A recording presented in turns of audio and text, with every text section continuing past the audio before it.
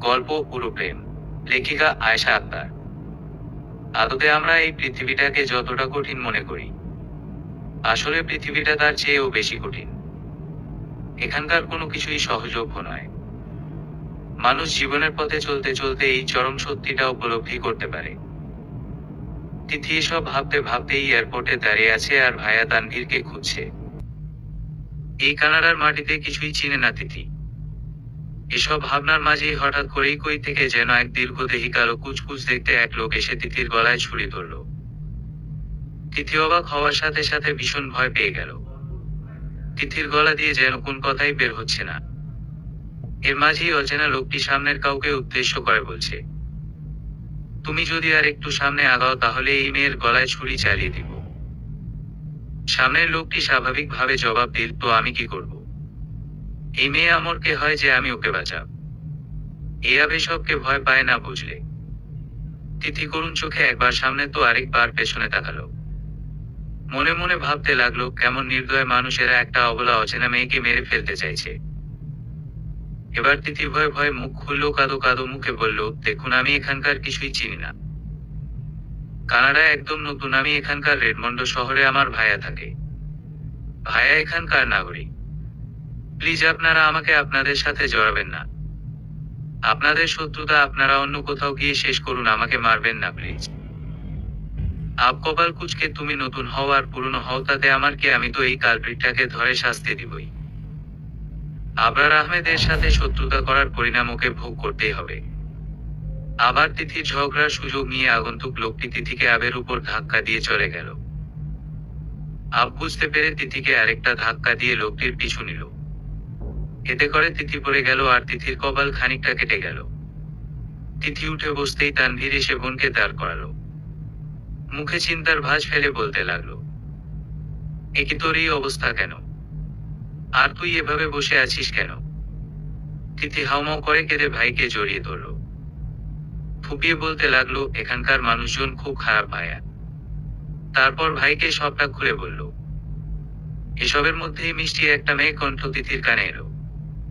Genovia তিথি আর তানভীরকে উদ্দেশ্য করে বলল, এখানে দাঁড়িয়ে থেকেই সব কথা শেষ করবে নাকি বাসায়ও যাবে? আর আমার ননদটা কতটা পথ এসেছে, তারপর ওর সাথে এমন একটা ঘটনা ঘটেছে, ওর তো এখন একটু রেস্ট দরকার, তাই না তানভীর? তিথি খুশি হয়ে ভাবিকে গিয়ে জড়িয়ে ধরল, তুমি খুব মিষ্টি দেখতে ভাবি। জেনোভিয়া মুচকি হেসে, তুমি আমার থেকেও বেশি মিষ্টি কিউটি পাই। এই বলে জেনোভিয়া তিথিকে চুমু দিতে নিলেই তিথির কপালের কাটা স্থানটা ওর চোখে পড়ে। তানভীর তিথিকে ধরতো একটু। তানভীর এসে বোনকে ধরল। তিথি অবাক হয়ে একবার ভাইয়ের দিকে তো একবার ভাবির দিকে তাকালো। জেনোভিয়া বলল, ভাগ্য ভালো আমার সাইড ব্যাগে স্যাভলন আর ওয়ান টাইম ব্যান্ডেজ ছিল। এই বলে ব্যাগ থেকে স্যাভলন কপালে কাটা স্থানে লাগিয়ে দিল। তিথি ব্যথায় হালকা হালকা কুকিয়ে উঠল। জেনোভিয়া খুব সাবধানে তিথির কপালে ওয়ান টাইম ব্যান্ডেজটা লাগিয়ে দিল। তারপর তানভীরকে উদ্দেশ্য করে বলল, তিথিকে আগে ডক্টরের কাছে নিয়ে চলো তানভীর। ওর কপাল থেকে ব্লিডিং হচ্ছে এখনো। তিথি মুগ্ধ হয়ে ভাবিকে দেখছে। জেনোভিয়াকে খুব পছন্দ হয়েছে তিথির। এরপর তারা তিথিকে ডক্টরের কাছে নিয়ে যায়। প্রথমে ডক্টর আবার নতুন করে ব্যান্ডেজ করে দিল আর প্রয়োজনীয় মেডিসিন দিয়ে দিল। ডক্টরের কাছ থেকে সোজা রেডমন্ডের বাড়িতে চলে আসলো। রেডমন্ড শহরটা ভীষণ পছন্দ হয়েছে তিথির। বাসায় এসেই তিথি ঘুমিয়ে যায়। সন্ধ্যায় জেনোভিয়ার ডাকে ঘুম ভাঙে তিথির। তিথি ঘুম থেকে উঠেই জেনোভিয়াকে জড়িয়ে ধরে বলে, আই লাভ ইউ ভাবি। জেনোভিয়াও তিথিকে জড়িয়ে ধরে, love you too my cute ননদ। তিথি ঠোঁট ফুলিয়ে, তুমি বেশি কিউট, আমি তো কালো সুন্দর না একটু? জেনোভিয়া তিথির চুলগুলো হালকা এলোমেলো করে দিয়ে, না গো তুমি শ্যামাপরি। গায়ের এই শ্যামা রংটাতেই তুমি আরো বেশি কিউট। তিথি ভাবিকে আরো শক্ত করে জড়িয়ে ধরল। তখন তানভীর এসে মুখ ফুলিয়ে, সব ভালোবাসা তো দেখছি ভাবির জন্যই। এটা কি ঠিক? তিথি ভাবিকে পেয়ে ভাইকে ভুলে গেলি? আরজন, তুমিও ননদকে পেয়ে হাজবেন্ডকেই ভুলে গেলে। যাও, কথা নাই তোমাদের সাথে। অন্যদিকে মুখ ঘুরালো তানভীর। তিথি আর জেনোভিয়া দিকে গিয়ে তানভীরকে জড়িয়ে ধরল। তানভীরও হেসে জড়িয়ে ধরে হাতে দুজনকে। তারপর তিথি আর জেনোভিয়া একসাথে বলে উঠে, আই লাভ ইউ। তবে তিথিকে বেশি লাভ করি, জেনোভিয়া বলে। আর তিথি বলে, তবে ভাবিকে বেশি লাভ করি। কথাটা বলে দুজন দুজনের দিকে তাকিয়ে ফিক করে হেসে ফেলে। তানভীর হাস্যোজ্জ্বল মুখ করে বলে, সমস্যা নেই, তোমরা তোমাদের লাভ করলেই আমি সব থেকে বেশি খুশি। এরপর তিনজন মিলে রাতের খাবার খেয়ে নিল। তানভীর বোন আর অর্ধাঙ্গিনী দুজনকেই একসাথে খাইয়ে দিল। আর ননদ ভাবি দুজনেই ভীষণ দুষ্টু। খেতে খেতেই তানভীরকে জ্বালিয়ে মারছে। তিথিকে ধমক দিলে জেনোভিয়া প্রতিবাদ করছে। জেনোভিয়াকে ধমক দিলে তিথি প্রতিবাদ করছে। তানভীর মনে মনে যেন প্রশান্তি অনুভব করলো ওদের এমন সম্পর্কে। ওরা যেন ননদ ভাবি না, দুই বোন। তানভীর মনে মনে আল্লাহর কাছে শুকরিয়া আদায় করলো ওদের দুজনকে এমন সম্পর্কে আবদ্ধ রাখার জন্য। জেনোভিয়া যে ভার্সিটির প্রফেসর, তিথিকে সেখানেই ভর্তি করাতে বলেছে তানভীর। সেই উদ্দেশ্যেই সকাল সকাল বাসা থেকে বেরিয়েছে ননদ ভাবি। একসাথে হেঁটে হেঁটে ভার্সিটি যাবে আর গল্প করবে বলে। দুজন পাশাপাশি হাঁটছে আর গল্প করছে। তিথি বিভিন্ন জায়গায় হাঁটা থামিয়ে জেনোভিয়াকে জিজ্ঞেস করছে, এটা কি? ওটা কি? এটা কি গাছ? ওটা কি ফল? লাল রঙের ফুলের নাম কি? পিঙ্ক কালার ফুলটার নাম কি? এইসব হাবিজাবি প্রশ্ন। আর জেনোভিয়া হাসি মুখে উত্তর দিয়ে যাচ্ছে। এমন সময় তাদের পাশ কাটিয়ে একটা বাইক গেল। তিথি একবার তাকিয়ে চোখ সরিয়ে নিল। ব্যাপারটা যেন আপ মেনে নিতে পারল না। সে বাইক ঘুরিয়ে তিথিদের সামনে এসে দাঁড়া করালো। হেলমেট খুলতেই তিথি অবাক চোখে তাকালো। জেনোভিয়ার দিকে তাকিয়ে বলল, এটাই ওই বদ ছেলে ভাবি। এর জন্যই আমার কপাল কেটেছে। জেনোভিয়া হাব, তুমি এমনটা করলে আমার কিউট সিস্টারটার সাথে? অবাক হয়ে একবার তিথি তো একবার প্রফেসর জেনোভিয়াকে দেখছে। আর একবার জেনোভিয়া তো একবার তিথির দিকে তাকাচ্ছে। ও যেন কিছুই বুঝতে পারছে না। অবশেষে মুখ খুলল। আব জেনোভিয়াকে উদ্দেশ্য করে বলছে, এই ম্যাম, এই স্টুপিড গার্ল তোমার সাথে কেন? জেনোভিয়া রাগী সুরে, আব তোমার কাছে এটা আশা করিনি আমি। ও অনেক ভালো, আমার একটা মাত্র সিস্টার ইন ল। আর ওকে তুমি স্টুপিড বলতে পারো না। আব ওকে স্টুপিড বলবো না, বা ডার্ক গার্ল বলতেই পারি। দেখো ম্যাম, ও কত কালো কেমন দেখতে। আর আমি হলাম সোনার টুকরো ছেলে। দেখছো আমি কত ফর্সা আর কিউট। ভার্সিটির সব মেয়ের ক্রাশ আমি হু। এবার যেন তিথি আর নিতে পারলো না, অপমানে কেঁদে দিল হু করে। জেনোভিয়া এক হাতে আগলে ধরল তিথিকে। তারপর আপকে উদ্দেশ্য করে বলল, এখনই তুমি আমার সামনে থেকে যাবে আপ। আপ কথা না বাড়িয়ে একটা মুড নিয়ে চলে গেল। আপ যেতেই জেনোভিয়া, থাক মাই ফেয়ারি কারেনা, তুমি যথেষ্ট সুন্দর, ও এমনিতেই বলেছে। তিথি মুখ স্বাভাবিক করে। এই বদ ছেলের কথায় আমার মোটেই মুড অফ হয়নি ভাবি। কিন্তু তুমি ওকে চিনো কি করে? এবার জেনোভিয়া উত্তর দিল, আমাদের পাশের এরিয়ায় ওদের। আরও আমার স্টুডেন্ট। ভার্সিটিতে 3rd ইয়ারে পড়েও। কথা বলতে বলতে চলে এসেছে ভার্সিটি। তিথিকে ভর্তি করিয়ে নিজের কাজগুলো শেষ করে দুজন একসাথে বাসায় আসলো। বাসায় এসেই তিথি ফ্রেশ হয়ে ঘুম দিল। জেনোভিয়া খাবার রান্না করে খেতে ডাকলে তিথি উঠে ফ্রেশ হয়ে খেয়ে নেয়। এখন শীতকাল চলছে আর রেডমন্ড শহরে একটু বেশি শীত পড়ে। তাই তিথি গিয়ে ভাবির কাছে আবদার করলো ব্যাডমিন্টন খেলার জন্য। জেনোভিয়াও হাসি মুখে রাজি হয়ে গেল। ওদের বাসার সামনে বড় একটা লন আছে, তাই খেলার জন্য জায়গার অভাব হলো না। ওরা খেলাছে, হঠাৎ খেয়াল হলো কেউ জেনোভিয়াকে ডাকছে। জেনোভিয়া এদিক ওদিক তাকাতেই দেখতে পেল পাশের বাসায় ওর দুজন ভার্সিটি স্টুডেন্ট মেরিন ও রোমেরো ওকে ডাকছে। ও খেলা থামিয়ে হাসি মুখে তাদের উদ্দেশ্যে বলে উঠল, hi Rom, hi Mary. Romero, Marin, hi ma'am, how are you? Genovia, fine, and you? Romero, Marin also fine. Genovia গলায় ইংরেজি টিউন তুলে ইংরেজিতে বলল, ব্যাডমিন্টন খেলবা আমাদের সাথে? রোমেরো, মেরিন, অবশ্যই। বলেই রোমেরো মেরিন দৌড়ে আসলো। এসে আগে তিথির সাথে পরিচিত হয়ে নিল। এরপর 4 জন মিলে আনন্দের সাথে হইহল্লা করে খেলায় মগ্ন হলো। আজ ভার্সিটি অফ, তাই তিথি রোমার মেরির, রোমেরো মেরিন সাথে সকাল সকাল হাঁটতে বের হয়েছে। রোমার মেরিকে তিথির ভীষণ পছন্দ হয়েছে। ওদেরও তিথিকে বেশ ভালো লেগেছে, তাই তো এত সহজে ওদের বন্ধুত্ব তৈরি হয়ে গেল। এইটুকু সময়ের মধ্যেই তিথি জানতে পেরে গেল ওরা দুজন একটা ছেলেকে পছন্দ করে, কিন্তু ছেলে কাউকে পাত্তাই দেয় না। তিথি ওদের কথা শুনছে আর ভাবছে ওদের মতো এত সুন্দর মেয়েকে কোন ছেলে পাত্তা দেয় না। ওরা তো আর আমার মতো শ্যামলা বর্ণের না, তাহলে কেন পাত্তা দেয় না ওদের? ছেলেটা মনে হয় বেশ অহংকারী। এসব ভাবনার মধ্যেই তিথি শুনতে পেল, এই ডার্ক গার্ল তুমি। তিথি সামনে তাকাতেই দেখে আবুর সামনে বাইক নিয়ে দাঁড়িয়ে আছে। তিথি অপমান বোধ করলো। মনে মনে আমি মানছি আমি এত ফর্সা না, তাই বলে আমি অতটা কালো না যে আমায় বারবার ডার্ক বলে অপমান করতে হবে। খুব ফালতু ছেলে, কথাই বলবো না তোমার সাথে। তিথি কিছু না বলে চলে যেতে নিলে আবুর পথ আটকে দাঁড়ায়, মুখে চিন্তা প্রকাশ করে।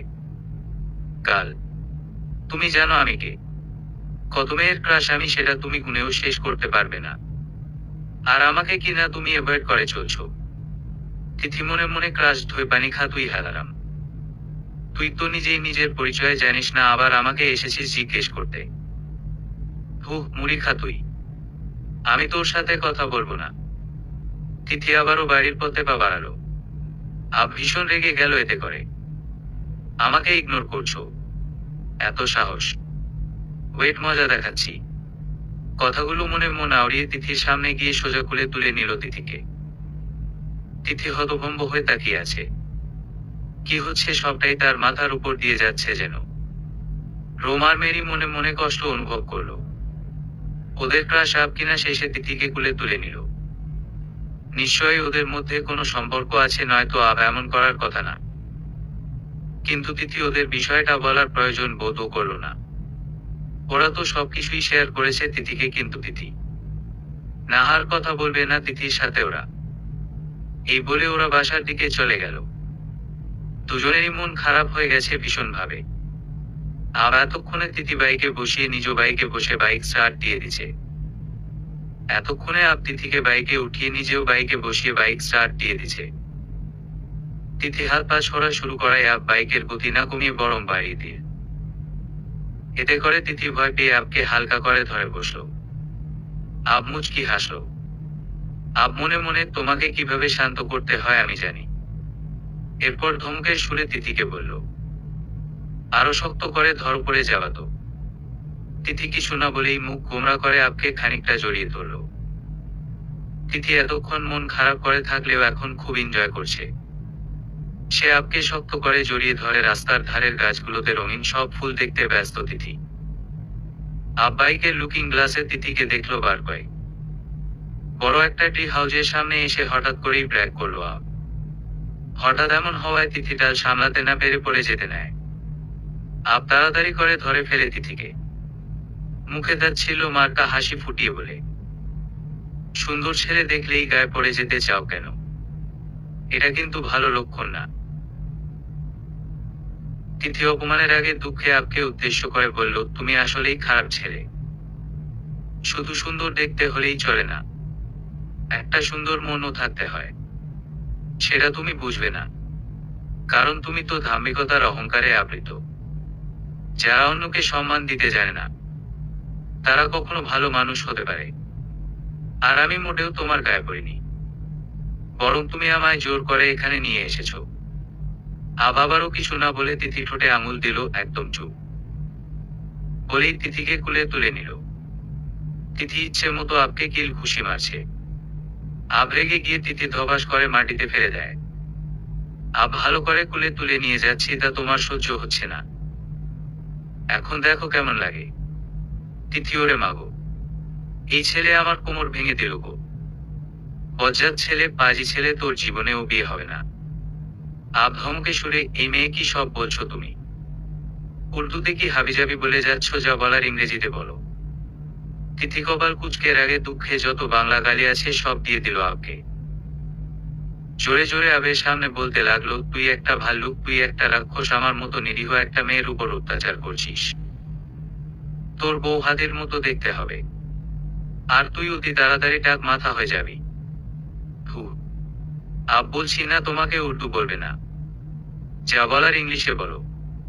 আচ্ছা, তুমি কি আমাকে উর্দুতে গালি দিচ্ছ? এর শাস্তি কিন্তু খুবই ভয়াবহ হবে বলে দিলাম। শাস্তির কথা মাথায় আসতেই তিথি শান্ত হয়ে গেল। মনে মনে বলল, যাক বাবা, বাঁচা গেল, এই কানাডিয়ান বজ্জাত ছেলে বাংলা বুঝে না, নয়তো এতক্ষণে আমার গর্দান যেত। তিথি মুখে জোরপূর্বক হাসি টেনে সুন্দর করে ইংরেজিতে বলল, একদমই না, আমি তোমাকে গালি দিতে পারি বলো। তুমি কত কিউট এন্ড ভদ্র ছেলে। চূড়ান্ত মিথ্যা। আব মুখে হাসি ফুটিয়ে, এই তো এতক্ষণে বুঝলে। এখন বলো, এখানেই শুয়ে থাকবে নাকি ভেতরে যাবে? তিথি প্লিজ আমাকে বাসায় নিয়ে চলো। ভাইয়া ভাবি চিন্তা করছে হয়তো। এভাবে অচেনা জায়গায় হুট করে না বলে আসা ঠিক হয়নি। আবুকে আমি তোমাকে এখানেই রেখে চলে যাচ্ছি কেমন? তুমি তো আর ভালো কথা শোনার মানুষ না। তিথি না, আমি ভেতরে যাব। কিন্তু আমি উঠবো কি করে? তুমি তো আমার কোমরটাই ভেঙে দিলে। আব মুচকি হেসে, এই তো গুড গার্ল, একটু পরেই কোমর ঠিক হয়ে যাবে। এখন চল বলেই আব তিথিকে আগে ন্যায় কুলে নিয়ে হাঁটা ধরলো। এবার আর তিথি আগের মতো ছুটোছুটি করলো না।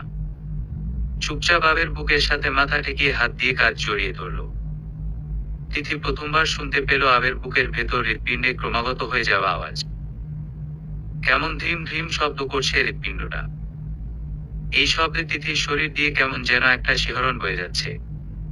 তিথি আবের মুখের দিকে তাকিয়ে এসব ভাবছিল। হঠাৎ করেই আব বলে উঠল, লুচু মেয়ে, এভাবে তাকিও না, লজ্জা লাগছে। এদিকে তানভীর ঘুম থেকে উঠে বোনকে না পেয়ে চিন্তিত হয়ে গেল। আশেপাশে সব জায়গায় খুঁজেও পেল না কোথাও বোনকে। তাই বাধ্য হয়ে তার অর্ধাঙ্গিনীকে রান্নাঘর থেকে ডেকে পাঠালো। জোনেই জোন শুনছ। জেনোভিয়া স্বামীর ডাক শুনে হাসি মুখে রান্নাঘর থেকে বেরিয়ে এসে, হুম বলো, কিছু লাগবে? তানভীর, তিথি কোথায় গেছে? সেই কখন থেকে খুঁজেও কোথাও পেলাম না। জেনোভিয়া হতো রোম আর মেরির সাথে হাঁটতে বের হয়েছে, ওরাই এসে নিয়ে গেল ওকে। তুমি চিন্তা করো না, এসে পড়বে এখনই। তানভীর, ওকে তুমি রান্না শেষ করো, আমি বরং ওকে ডেকে নিয়ে আসি।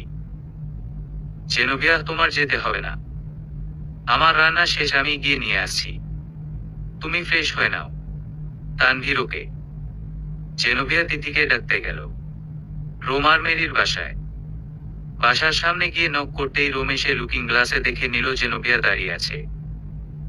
রোম দৌড় না খুলে এক ছোটে রুমে গেল মেরির কাছে। গিয়ে হাঁপিয়ে বলতে লাগলো, মেরি ম্যাম এসেছে তিথিকে খুঁজতে। মেরিন, কি বলিস? তিথি তো নেই এখন, উপায়? আমরা যদি বলি আপ তিথিকে নিয়ে গেছে, ম্যাম অনেক রাগ করবে, কারণ আমরাই তো গিয়ে তিথিকে নিয়ে এসেছি। রোমেরও হুম, ম্যাম অনেক বোকা দিবে আমাদের, আর বলবে আমরা ওকে নিয়ে এসে বাসায় দিয়ে আসিনি। এরপর দুজন মিলে ভাবতে লাগলো কি বলবে জেনোভিয়াকে। কোথায় আছে তিথি? এদিকে জেনোভিয়া কলিং বেল বাজিয়েই যাচ্ছে একাধারে। রোম আর মেরি চিন্তায় অস্থির, ভাগ্য ভালো বাসায় কেউ নেই, আমরা ছাড়া নয়তো এতক্ষণে গিয়ে ডোর খুলে দিত, আমাদের ক্যাশ খাওয়াতো। রোম আর মেরি চিন্তায় একজন নখ কামড়াচ্ছে আর একজন রুমের মধ্যে পায়চারি করছে। মেরি নখ কামড়াতে কামড়াতে বলল, বুদ্ধি পেয়েছি একটা। সাথে সাথেই রোম কপাল কুঁচকে জিজ্ঞাসু দৃষ্টি নিয়ে তাকলো মেরির দিকে। মেরি মুখে কৃত্রিম হাসি ফুটিয়ে বলল, আমি ঘরে শুয়ে আছি, কিন্তু তুমি গিয়ে ম্যামকে বলবে যে আমি আর তিথি কোথাও ঘুরতে গিয়েছি। রোমো, হুম, কিন্তু ম্যাম যদি আমাকে জিজ্ঞেস করে আমি যাইনি কেন? মেরি, তুমি আসলেই বোকা বোকা কথা বলো। ম্যাম জিজ্ঞেস করলে বলবে যে তুমি অসুস্থ বোধ করছো তাই যাওনি। That's it. Romo okay. Rom এক ছুটে ঘর থেকে বেরিয়ে এসে ডোর ওপেন করলো। তারপর জেনোভিয়াকে উদ্দেশ্য করে বলল, hi ma'am. Genovia, hi. Tithi কোথায়? রোমা, অ্যাকচুয়ালি তিথি মেরির সাথে হাঁটতে বের হয়েছে, এসে পড়বে, চিন্তা করবেন না। জেনোভিয়া, তুমি গেলে না যে? রোমা, আমি একটু সিক অনুভব করছি, তা যায়নি। Genovia, okay. তিথির ভাইয়া চিন্তা করছে, আসলে পাঠিয়ে দিও। Roma, okay ma'am. Genovia, okay bye. আপ তিথিকে একটা দোলনায় বসিয়ে দিল। তিথি দোলনায় বসে আশেপাশের পরিবেশ দেখতে ব্যস্ত। জায়গাটা ভীষণ ভালো লাগছে তিথির। এর মধ্যেই হালকা ঝিরিঝিরি বৃষ্টি শুরু হয়ে গেল। তিথি কোমর ব্যথা ভুলে গিয়ে এক ছুটে চলে গেল বৃষ্টিতে ভিজতে। তিথি ভিজছে আনন্দের সাথে। সেই আনন্দটা যে কেউ ওর মুখের হাসি দেখেই বুঝতে পারবে। খুশিতে ওর কিশোরী মন যেন নাচতে চাইছে। আপ কফি নিয়ে এসে তিথিকে না পেয়ে বাহিরে তাকালো। মনে মন এগিয়ে, ঠান্ডার মধ্যে মেয়েটা বৃষ্টিতে ভিজছে, অসুস্থ হয়ে যাবে তো। আব এগিয়ে গেল তিথির দিকে। এই মেয়ে, তুমি কি বলো তো? বলেই আব তিথিকে একটানে নিয়ে আসলো ভেতরে। তিথি রেগে গিয়ে, আপনারা প্রবলেমটা কি হুম? এভাবে টেনে কেন নিয়ে আসলেন? এখনো ধরে আছেন? হাতে ব্যথা করছে আমার। আব হাত ছেড়ে দিল। এভাবে ভিজছিলে কেন? আর ভেবো না আমি তোমার প্রেমে পড়ে গিয়েছি। আমার উর্বি আছে জানে কে? ওয়ার্ল্ড সিঙ্গার ইয়ানাথ নিক্কন ইজ মাই উর্বি ওয়াইফ। এক নামে তাকে সবাই চেনে। হু, আর তুমি তো ডার্ক গার্ল। তিথি অপমানবোধ করলো। সে মনে মনে সিদ্ধান্ত নিল আজকেই বাসায় গিয়ে ভাইয়াকে বিয়ের কথা বলবে। আচ্ছা বাদ দাও, তোমার নামটাই তো জানা হলো না। নাম কি তোমার? তিথি সব অভিমান ভুলে গেল। হাসি মুখে জবাব দিল, আমি তিথি। আব কপাল কুচকে, হোয়াট? এটা কোনো নাম হলো? তিথি নাকি যেন তাতই। তিথি রাগী চোখে তাকালো। আব হাসি মুখে, তুমি রেগো না প্লিজ। তোমার এই নাম থেকে বরং আমার দেওয়া ডার্ক গার্লই ভালো নাম। আচ্ছা, তুমি কি কানাডায় নতুন? তিথি হুম, সেদিনই প্রথম এসেছি কানাডায়। আর প্রথম দিনই তুমি আমার সাথে কেমন রোড বিহেভ করলে। আব সেটা অ্যাক্সিডেন্ট ছিল।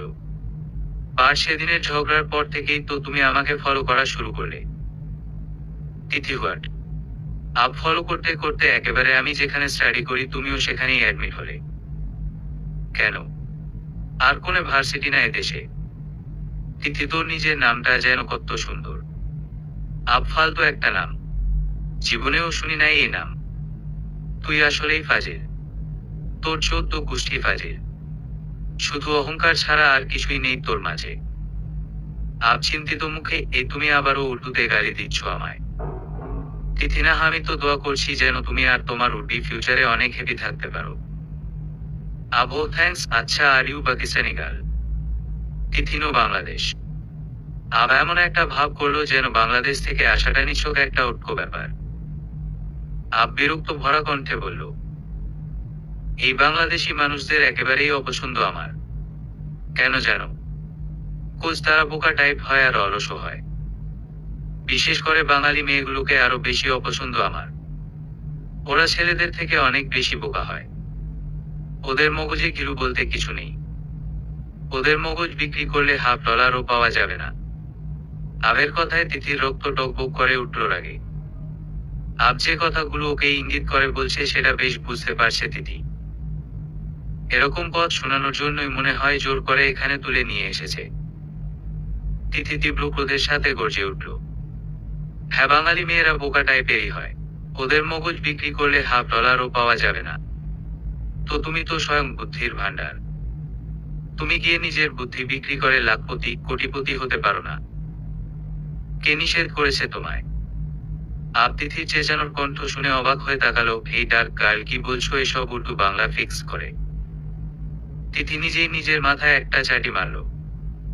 মনে মনে, এই সাদা আবালের সাথে তুই কি বাংলায় বলছিস তিথি? এত কিছুই বুঝবে না।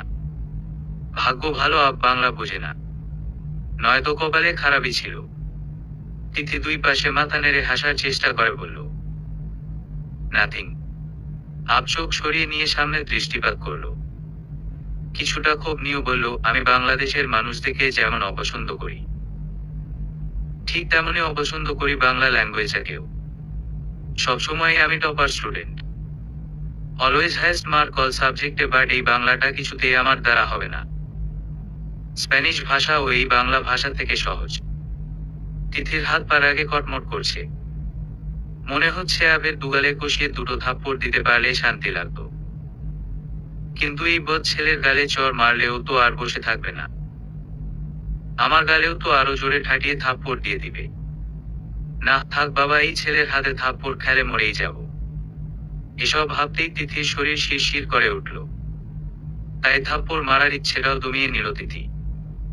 এরপর ওরা কিছুক্ষণ ঘোরাঘুরি করে বাসায় আসলো।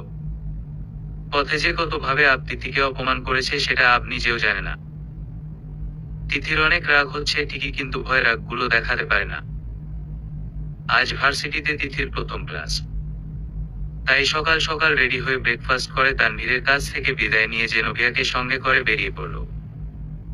তিথি মনে মনে আল্লাহের নাম জপছে আর দোয়া করছে, আজকে যেন কিছুতেই আবের মুখোমুখি হতে না হয়। আজকে তিথির শুভ দিনগুলোর একটি, তাই আজকে কিছুতেই তিথি অপমানিত হতে চায় না, তাও আবার আবের থেকে তো নাই। এসব ভাবতেই তিথি নিজ ভার্সিটি ক্যাম্পাসে চলে আসলো। ক্যাম্পাসের ভেতর চেরি বলসম গাছগুলো থেকে মসৃণ সুন্দর সুন্দর বিভিন্ন রঙের পাতা ঝরছে। আহ, কি মনোরম, কি নয়নাভিরাম। তিথির ইচ্ছে হলো চেরি বলসমের পাতাগুলো একটু ছুঁয়ে দিতে, তাই দেরি না করে তিথি খুশি মনে বাচ্চাদের মতো চেরি বলসম পাতাগুলো ছুঁয়ে খেলছে। তখন রোম আর মেরি এলো। জেনোভিয়া ওদের সাথে তিথিকে রেখে ভার্সিটি অফিস কক্ষের দিকে পা বাড়ালো। রোম আর মেরি তিথিকে সব বন্ধুদের সাথে পরিচয় করিয়ে দিল। তিথি আজ বেবি পিঙ্ক কালারের লং টপস আর হিজাব পরেছে, ওকে দেখতে ভীষণ সুন্দর লাগছে আজ। স্বামীর আর বেনিম নামে দুজন ছেলে বন্ধুও হলো তিথির। স্বামীকে তিথির ভীষণ ভালো লেগেছে বন্ধু হিসেবে, কিন্তু কেমন জানি রহস্যের সাথে তাকিয়ে থাকে তিথির দিকে, এটা তিথির ভালো লাগেনি। সবাই ক্লাসে মনোযোগী, ইম্পর্টেন্ট প্রজেক্ট নিয়ে ক্লাস হচ্ছে। ঠিক তখনই আব এসে তিথির হাত ধরে টেনে নিয়ে যেতে লাগলো। আচমকা এমন হওয়ায় পুরোটাই তিথির মাথার উপর দিয়ে গেল। প্রফেসর জ্যাক আবের সামনে দাঁড়িয়ে কপাল কুঁচকে জিজ্ঞেস করলো, কি হচ্ছে এসব আব? ও আজই আসলো আর তুমি আজই ওর সাথে এমন রুড বিহেভ করছো।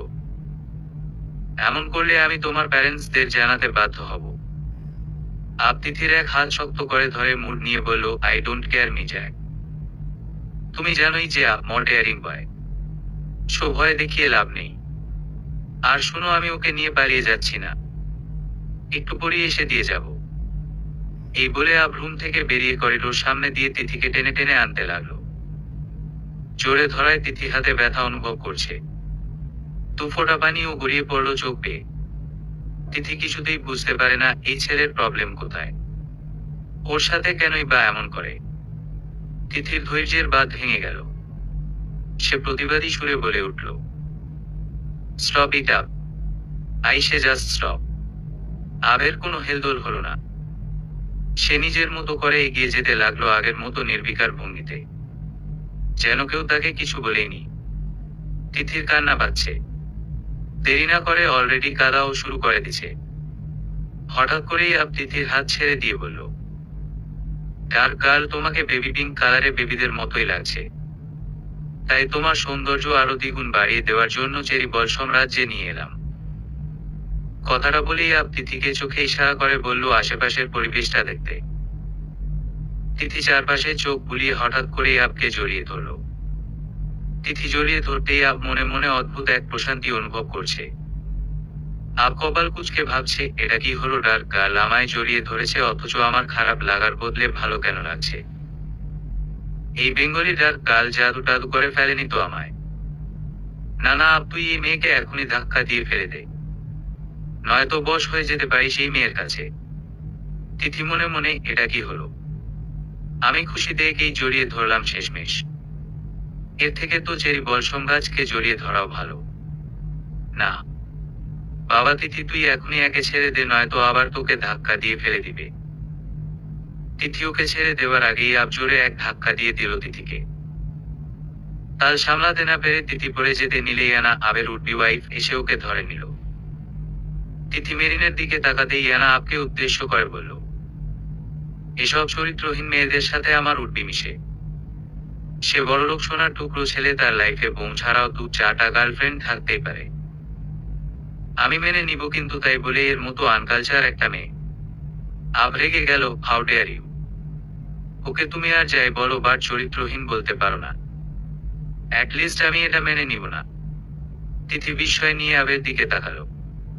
ইয়ানা আরো খানিকটা রেগে গেল। রাগে গর্জে উঠে বলল, তুমি আমার উডবি আব।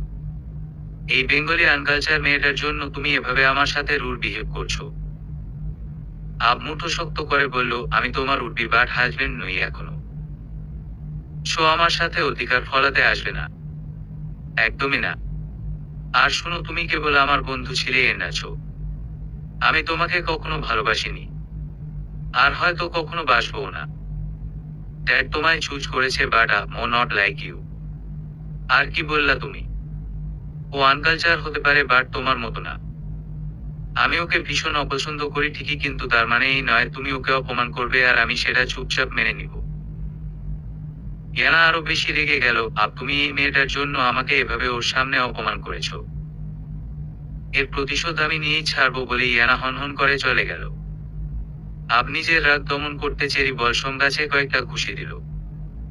আবারও ঘুষি দিতে উদ্যত হলে তিথি আবের হাত ওর হাতে নিয়ে নিল। কি করছোটা কি আব? হাত কেটে রক্ত বের হচ্ছে। কিছু না বলেই চলে গেল।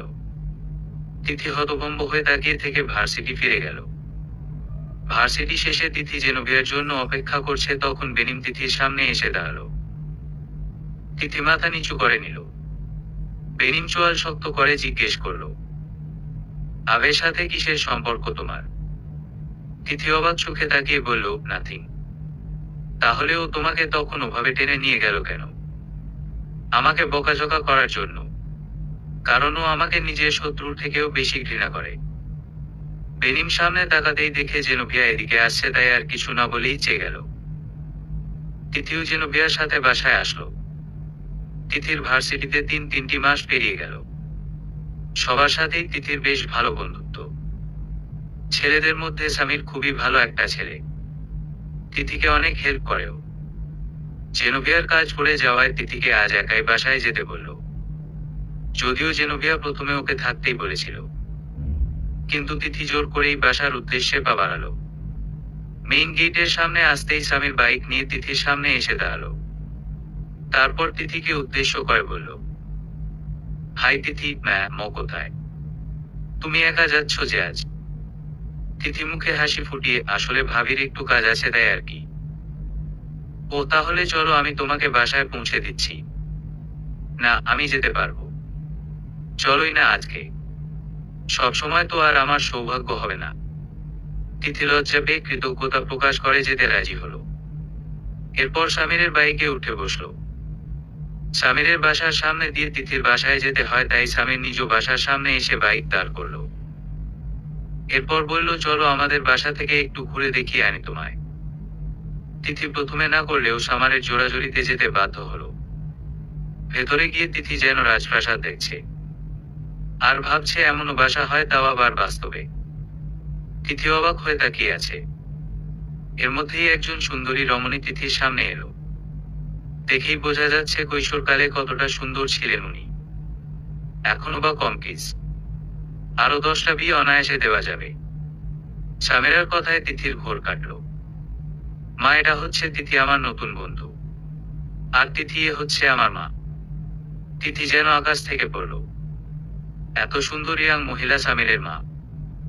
একে দেখে তো বোঝার কোনো উপায় নেই যে ওনার এত বড় একটা ছেলে আছে। তিথি মাথা নুয়ে সালাম দিল।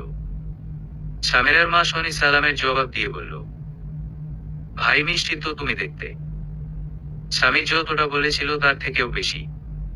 কি সুন্দর মায়াবী দুটি চোখ তোমার। তিথি লজ্জা পাচ্ছে, মুখ দিয়ে কোন কথা বের করতে পারছে না। ঠিক এই সময় আবের আগমন ঘটল সেখানে। তিথিকে দেখেই কপাল কুঁচকে শনিকে উদ্দেশ্য করে বলল, মম, এই ডার্ক গার্ল এখানে কি করে? আর ডার্ক গার্ল, তুমি বা এখানে কেন? ও, বুঝতে পেরেছি, আমাকে ফলো করতে করতে এখানেও চলে এসেছো, তাই তো? তিথি অপমান বোধ করলো, তবে কিছুই বলল না। স্বামীর আপকে উদ্দেশ্য করে বলল, ভাইয়া ও তিথি আমার খুব ভালো বন্ধু। আর ও তোমাকে ফলো করতে করতে এখানে আসেনি, বরং ওকে জোর করে আমি নিয়ে এসেছি। আপনার ছিল মার্কা হাসি দিয়ে, তুমি বুঝতে পারছো না এই ডার্ক গার্ল কতটা ডেঞ্জারাস। তুমি আমার ভাই বলেই হয়তো ও তোমার সাথে ফ্রেন্ডশিপ করেছে। কত করে বললাম আমার উডবি ওয়াইফ আছে, তাও শুনছে মেয়েটা। একেবারে লাজলজ্জাহীন মেয়ে। তিথি অপমানে কেঁদে দিল। ওর আর এখানে বিন্দু পরিমাণ দাঁড়িয়ে থাকার শক্তিটুকু নেই, তাই দৌড়ে বেরিয়ে গেল বাসা থেকে। তিথি চলে যেতেই শনি বড় ছেলে আপকে উদ্দেশ্য করে বলল, ছি হাব, তুমি মানুষের সাথে এমন বিহেভ করো? এই শিক্ষাই দিয়েছি তোমাকে আমরা। এটা তোমার কাছে আমি আশা করিনি। মিষ্টি একটা মেয়েকে এভাবে কাঁদিয়ে দিলে। কথাটা বলেই শনি চলে গেল। আম্মাকে উদ্দেশ্য করে কিছু বলতে গিয়েও থেমে গেল, স্বামীর ভাইয়ের দিকে তাকিয়ে। এটা তুমি ঠিক করনি ভাইয়া। এই বলেই মাথা নিচু করে চলে গেল। আপনি যেও কেমন একটা অপরাধ বোধ করলো। আর ভাবতে লাগলো, এই মেয়েটাকে দেখলেই আমি এতটা বাজে কেন হয়ে যাই। এই মেয়েটার প্রতি অদ্ভুত আকর্ষণ কাজ করে আমার, কিন্তু শুধুই ঝগড়ার ক্ষেত্রে। না, এতটাও কষ্ট দেওয়া উচিত নয় আমার। কিন্তু আমি কি করব? নিজের অজান্তেই কষ্ট দিয়ে ফেলি ওকে। তিথি একা একা বাসায় আসছে, মন খুবই খারাপ ওর। আর মনে মনে ভাবছো, কই আমি তো কখনো কারোর সাথে খারাপ বিহেভ করি না। তাহলে আপ কেন আমার সাথে এমন করে? আমি কি এতটাই কালো যে আমাকে দেখলেই ওর মেজাজ খারাপ হয়? আরও এমন করে। ভাইয়া তো বলে আমি অনেক কিউট শ্যামাবতী রাজকন্যা। আর ভাবিও তো বলে আমি নাকি শ্যাম বর্ণেই সুন্দরী শ্যামাপরি। তাহলে আপ কেন এমন করে আমার সাথে? আরে আরে তিথি না। হঠাৎ করেই কারো হাস্যোজ্জ্বল পুরুষালী কণ্ঠে ঘোর কাটে তিথির। সামনে তাকাতেই দেখে বেনিম দাঁড়িয়ে আছে। বেনিম আরো খানিকটা হাসি হাসি মুখ করে। তোমার কি মন খারাপ তিথি? তিথি ঠোঁট জোড়া প্রশস্ত করে হাসার চেষ্টা করে বলল, তেমন কিছুই না। আসলে একা একা যাওয়ার অভ্যাস নেই তো, তাই আর কি। বেনিম কপাল কুঁচকে জিজ্ঞেস করলো, জোন ম্যাম কোথায়? তিথি হেসে, তোমার জোন ম্যাম ভাবির কিছু কাজ আছে ভার্সিটি অফিসে। ওগুলো শেষ করে তারপরে আসবে। বেনিম যেন এটা শোনার জন্যই অপেক্ষা করছিল। সে হাসি মুখে তিথির দিকে তাকিয়ে বলল, চলো তাহলে আমরা একটু ঘুরে আসি। পরে না হয় তোমাকে বাসায় পৌঁছে দিব। তিথি নিমিষেই মুখটা কালো করে নিল। অপ্রস্তুত সুরে বলল, বেনিম আমি এখন একটু টায়ার্ড। পরে না হয় কোনো একদিন যাব তোমার সাথে। তিথির এই না বোধক শব্দটা যেন কিছুতেই মেনে নিতে পারল না। কপট রাগ নিয়ে তিথির সামনে এসে দাঁড়ালো। দুহাত দিয়ে অনেকটা জোরে তিথির দুগাল চেপে ধরল।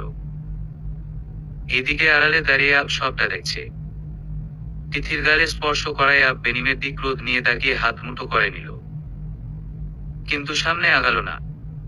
তিথি কি বলে দেখা রজন্য অপেক্ষা করছে আপ। তিথি অবাক চোখে তাকিয়ে বেনিমের শটানা একটা কষিয়ে থাপ্পড় মেরে দিল। আর বলতে লাগলো, how dare you for touch me. বেনিম যেন আরো খানিকটা বেশি রেগে গেল। রাগে গর্জে গলায় ইংরেজি টিউন তুলে বলল, ও আমি টাচ করলেই সাহস থাকতে হবে তাই না? আমি তোমাকে ভালোবাসি তিথিসো, আমি টাচ করতেই পারি। তুমি ভালোবাসলেই তো হবে না, আমারও তো বাঁচতে হবে। বাট আমি তোমাকে ভালোবাসি না বেনিম। I hate you. তা তো এখন হেট করবেই। দুই ভাইকে তো ঠিকই পটিয়ে নিয়েছ। আমার আগেই বোঝা উচিত ছিল যে বাঙালি মেয়েদের চরিত্র কেমন হয়। প্রথম দেখাতেই তোমার প্রেমে পড়া উচিত হয়নি আমার। কিন্তু প্রেমে যখন পড়েছি, তখন তো তোমাকে আমি পেয়েই ছাড়বো, সেটা জোর করে হলেও। এই বলেই বেনিম তিথির হাত ধরে টেনে নিয়ে যেতে লাগলো। ঠিক তখনই আব এসে ওদের সামনে দাঁড়ালো। বেনিম আপকে উদ্দেশ্য করে বলল, ওই তো এসে গিয়েছে তোমার প্রথম প্রেমিক। তা দ্বিতীয় প্রেমিক কখন আসবে? তিথি অপমানে জোর জোর কাঁদতে লাগলো। আপ তিথির চোখের দিকে তাকিয়ে দৃষ্টি সরিয়ে বেনিমের দিকে স্থির করলো। তারপর চোয়াল শক্ত করে বলল, ওর হাত ছাড়ো বেনিম। আমি মারামারি করতে চাইছি না। ভালোয় ভালোয় বলছি, ওর হাত ছাড়ো, নয়তো আমার থেকে খারাপ আর কেউ হবে না। বেনিম তাচ্ছিল্য মার্কা হাসি দিয়ে, লজ্জা হওয়া উচিত তোমার, উড্ডি ওয়াইফ রেখে অন্য মেয়েদের সাথে মাখামাখি করো। আর ভয় দেখাতে আসছো আমাকে।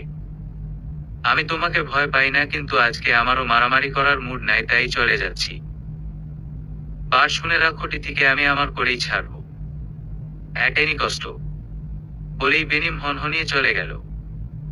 আব নিজের কালো রঙের গাড়িটি তিথিকে দেখিয়ে ইশারা করলো গাড়িতে গিয়ে বসতে। তিথিও বাথরুমের মতো গাড়িতে উঠে বসলো।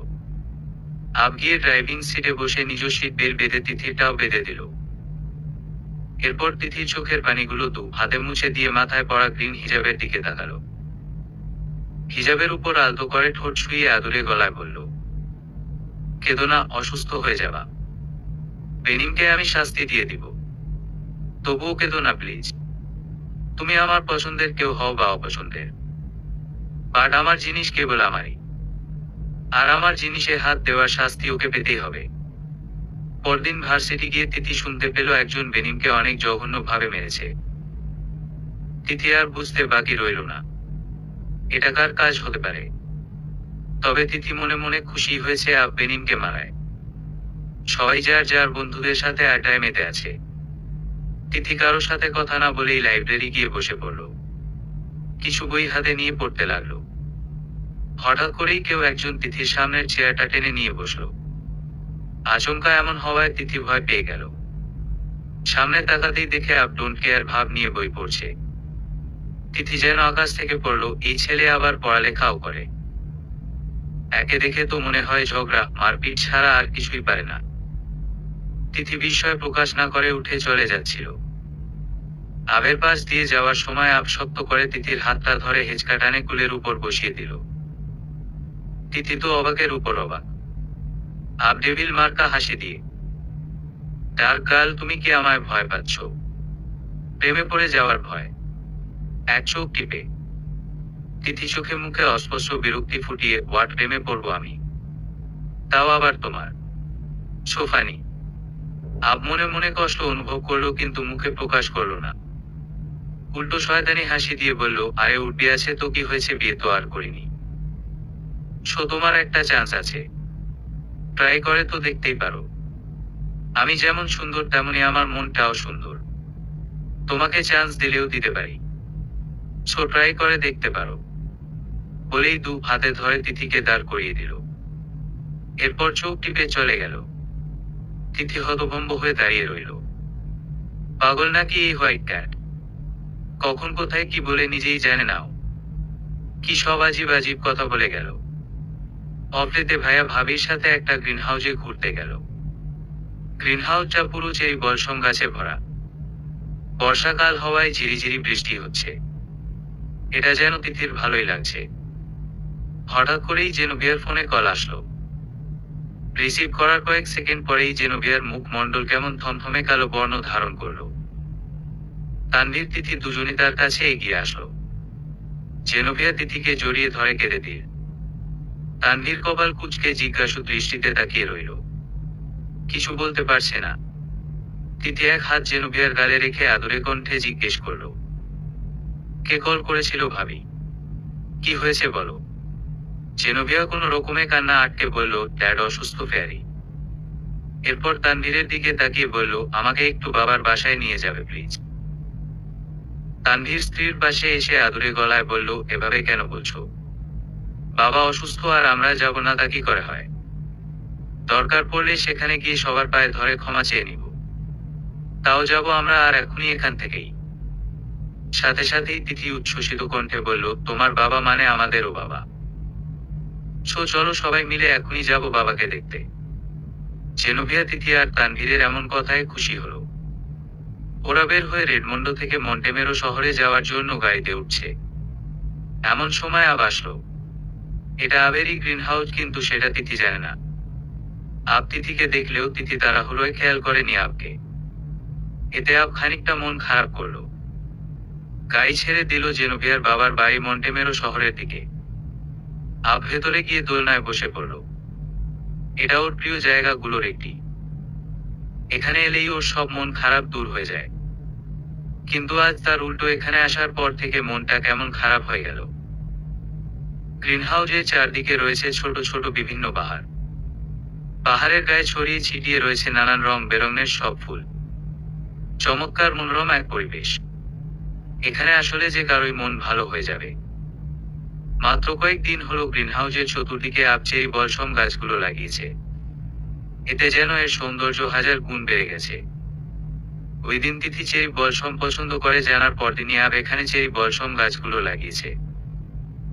তিথি ব্যালকনিতে দাঁড়িয়ে আকাশ দেখছে আর ভাবছে, হঠাৎ করেই আমার আবের কথা কেন মনে পড়ছে। ও তো অলওয়েজ আমাকে অপমান ছাড়া কিছুই করে না। তারপরও কেন মনে হচ্ছে আজ সারাদিন কোনো এক বিশেষ মানুষের সাথে আমার দেখা হয়নি। কেন মিস করছি আবকে। এদিকে বিছানায় শুয়ে শুয়ে এপাশ ওপাশ করছে। কিছুতেই যেন ঘুম আসছে না। চোখ বুঝলেই তিথির মুখ ভেসে উঠছে আবের। আবশোয়া থেকে উঠে বসলো। এটা কি হচ্ছে আমার সাথে? চোখ বুঝলেই চোখে ডার্ক গার্লকে দেখতে পাচ্ছি কেন? ইয়ানা তো সেই ছোট থেকেই আমার আশেপাশে অলওয়েজ থাকতো। কই ওর মুখ তো কখনো আমার চোখে ভেসে ওঠেনি। ওকে তো কখনো মিস করি না। ও দূরে থাকলে যেন শান্তি খুঁজে পাই। এখন নামকরা সিঙ্গার হয়ে গেছে তাই একটু দূরে। নয়তো ও যেই মেয়ে সারাক্ষণ আমার পিছনে পড়ে থাকার জন্যই ওর জন্ম হয়েছে। দেখলেই গা জ্বলে যায়। আর ডায়ের কিনা ওর সাথেই বিয়ে ঠিক করে রেখেছে। আমি নাকি এনগেজড, তাও আবার এই মেয়ের সাথে। কেমন বেহায়া একটা মেয়ে জোর করেই আমাকে কয়েকদিন চুমু খেতে এসেছে। এর থেকে তো ডার্ক গার্ল ও অনেক বেটার মনে মনে। উভেই ডার্ক গার্ল হুট করেই কই থেকে বারবার মাথায় চলে আসছে, নিজের মাথায় নিজেই একটা চাটি মেরে। তবে কি আমি ডার্ক গার্লের প্রতি দুর্বল হয়ে যাচ্ছি? নো নো নো, এটা হতে পারে না, কিছুতেই না। ঝগড়া করতে করতে মনে হয় বেড হেবিট তৈরি হয়ে গেছে। তাই এখন ঝগড়া না করলে ভালো লাগছে না। ধুর, জেনোভিয়া ম্যামের ফোন নাম্বারটাও নাই যে ম্যামকে কল করে ডার্ক গার্লকে জ্বালাবো। না, অ্যাড হতে পারে না। আমার ঘুম হারাম করে তুমি শান্তিতে ঘুমোবে সেটা আমি কিছুতেই মেনে নিব না। রাত এখনো খুব বেশি হয়নি, সামির হয়তো পড়ছে এখনো। যাই ওর কাছ থেকেই তবে ম্যাম নয়তো ডার্ক গার্লের নাম্বার নিয়ে আসি। বিছানা থেকে নেমে ডোর ওপেন করে বাইরে আসতেই শনির সাথে দেখা হলো। শনি মুখে হাসি ফুটিও। ঘুমাওনি এখনো? আমি দেখতে এসেছিলাম ঘুমিয়েছো কিনা। তোমাদের দুই ভাইয়ের তো একই স্বভাব। এত বড় হয়ে গিয়েছো তবুও ঘুমানোর সময় কাঁথাটাও নিয়ে ঘুমোতে পারো না এখনো।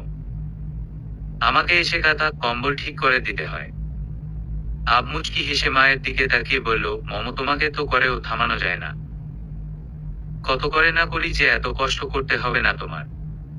তারপরও একটা কথাও শুনো। শনি ছেলের হাত ঠোঁটের কাছে নিয়ে হালকা করে চুমু দিয়ে বলল, সন্তানের খেয়াল রাখতে বাবা, মায়ের কখনো কষ্ট হয় না মাইশন। সন্তান ভালো থাকলেই মায়েদের শান্তি। আব কিছুক্ষণ মাকে জড়িয়ে ধরে দাঁড়িয়ে রইল। এরপর জিজ্ঞেস করলো, স্বামীর কি করছে? জেগে আছে না ঘুমিয়ে গেছে? না, ঘুমায়নি এখনো। সামনে এক্সাম আছে তাই পড়ছে। ও, আমি ওর রুমের দিকেই যাচ্ছিলাম। ওকে তো যাও। ছেলেকে ছেড়ে দিয়ে মিসেস শনি রুমের দিকে পা বাড়ালো। আব ছোট ভাই সামিরের রুমের সামনে গিয়ে দরজায় নক করলো। সামির, আসবো? জেগে আছো? লিখা থামিয়ে মাথা উঁচিয়ে বলল, ইয়েস ব্রাদার, আসো। পারমিশন নিতে হবে না। আব রুমে প্রবেশ করেই ভাইকে উদ্দেশ্য করে বলল, কি করছিলে? সামির মুচকি হেসে, এই তো অ্যাসাইনমেন্ট করছিলাম। কিছু বলবে ভাইয়া? আব মাথা চুলকে, না মানে আমার কাছে জেনোভিয়া ম্যামের ফোন নাম্বারটা নাই। ম্যামকে একটু দরকার ছিল তোমার কাছে, ম্যামের ফোন নাম্বারটা আছে? ঘুম আছে তো এখনই দিচ্ছি। আব মনে মনে স্বস্তি অনুভব করলো, যাক বাঁচা গেল ভাই আমার, ভেরি গুড বয়। কোনো কোয়েশ্চন ছাড়াই নাম্বারটা দিয়ে দিল। এরপর নাম্বার নিয়ে রুমে চলে আসলো। বেডের উপর বসে চিন্তা করতে লাগলো। কল দিয়ে কি বলবে? সোজা ডার্ক গার্লকে দিতে বলবে। ম্যাম যদি কিছু মনে করে। ধুর, কল দিয়ে দেখি কি হয়। আর আমি এত সব ভাবছি কেন? আমি কোনো কিছুতেই তেমন গুরুত্ব দেই না কখনো। তাহলে আজ কেন এসব ভাবছি? নিশ্চয়ই ডার্ক গার্লের সাথে ঝগড়া করতে করতেই আমার স্বভাবের এমন পরিবর্তন হচ্ছে। তোমাকে তো আমি ছাড়বো না মিস। ফোন কলের শব্দে তিথির ঘোর কাটলো।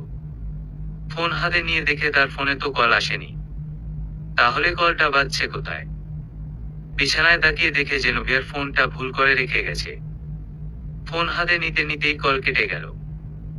তিথি ফোন হাতে নিতেই আবার কল আসলো। তিথি মনে মনে ভাবছে, এত রাতে ভাবি হয়তো ঘুমিয়ে গেছে।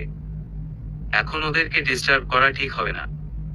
বরং আমি কলটা রিসিভ করে বলে দেই ভাবি ঘুমাচ্ছে, সকালে কল দিতে। যেই ভাবা সেই কাজ। তিথি কল রিসিভ করলো।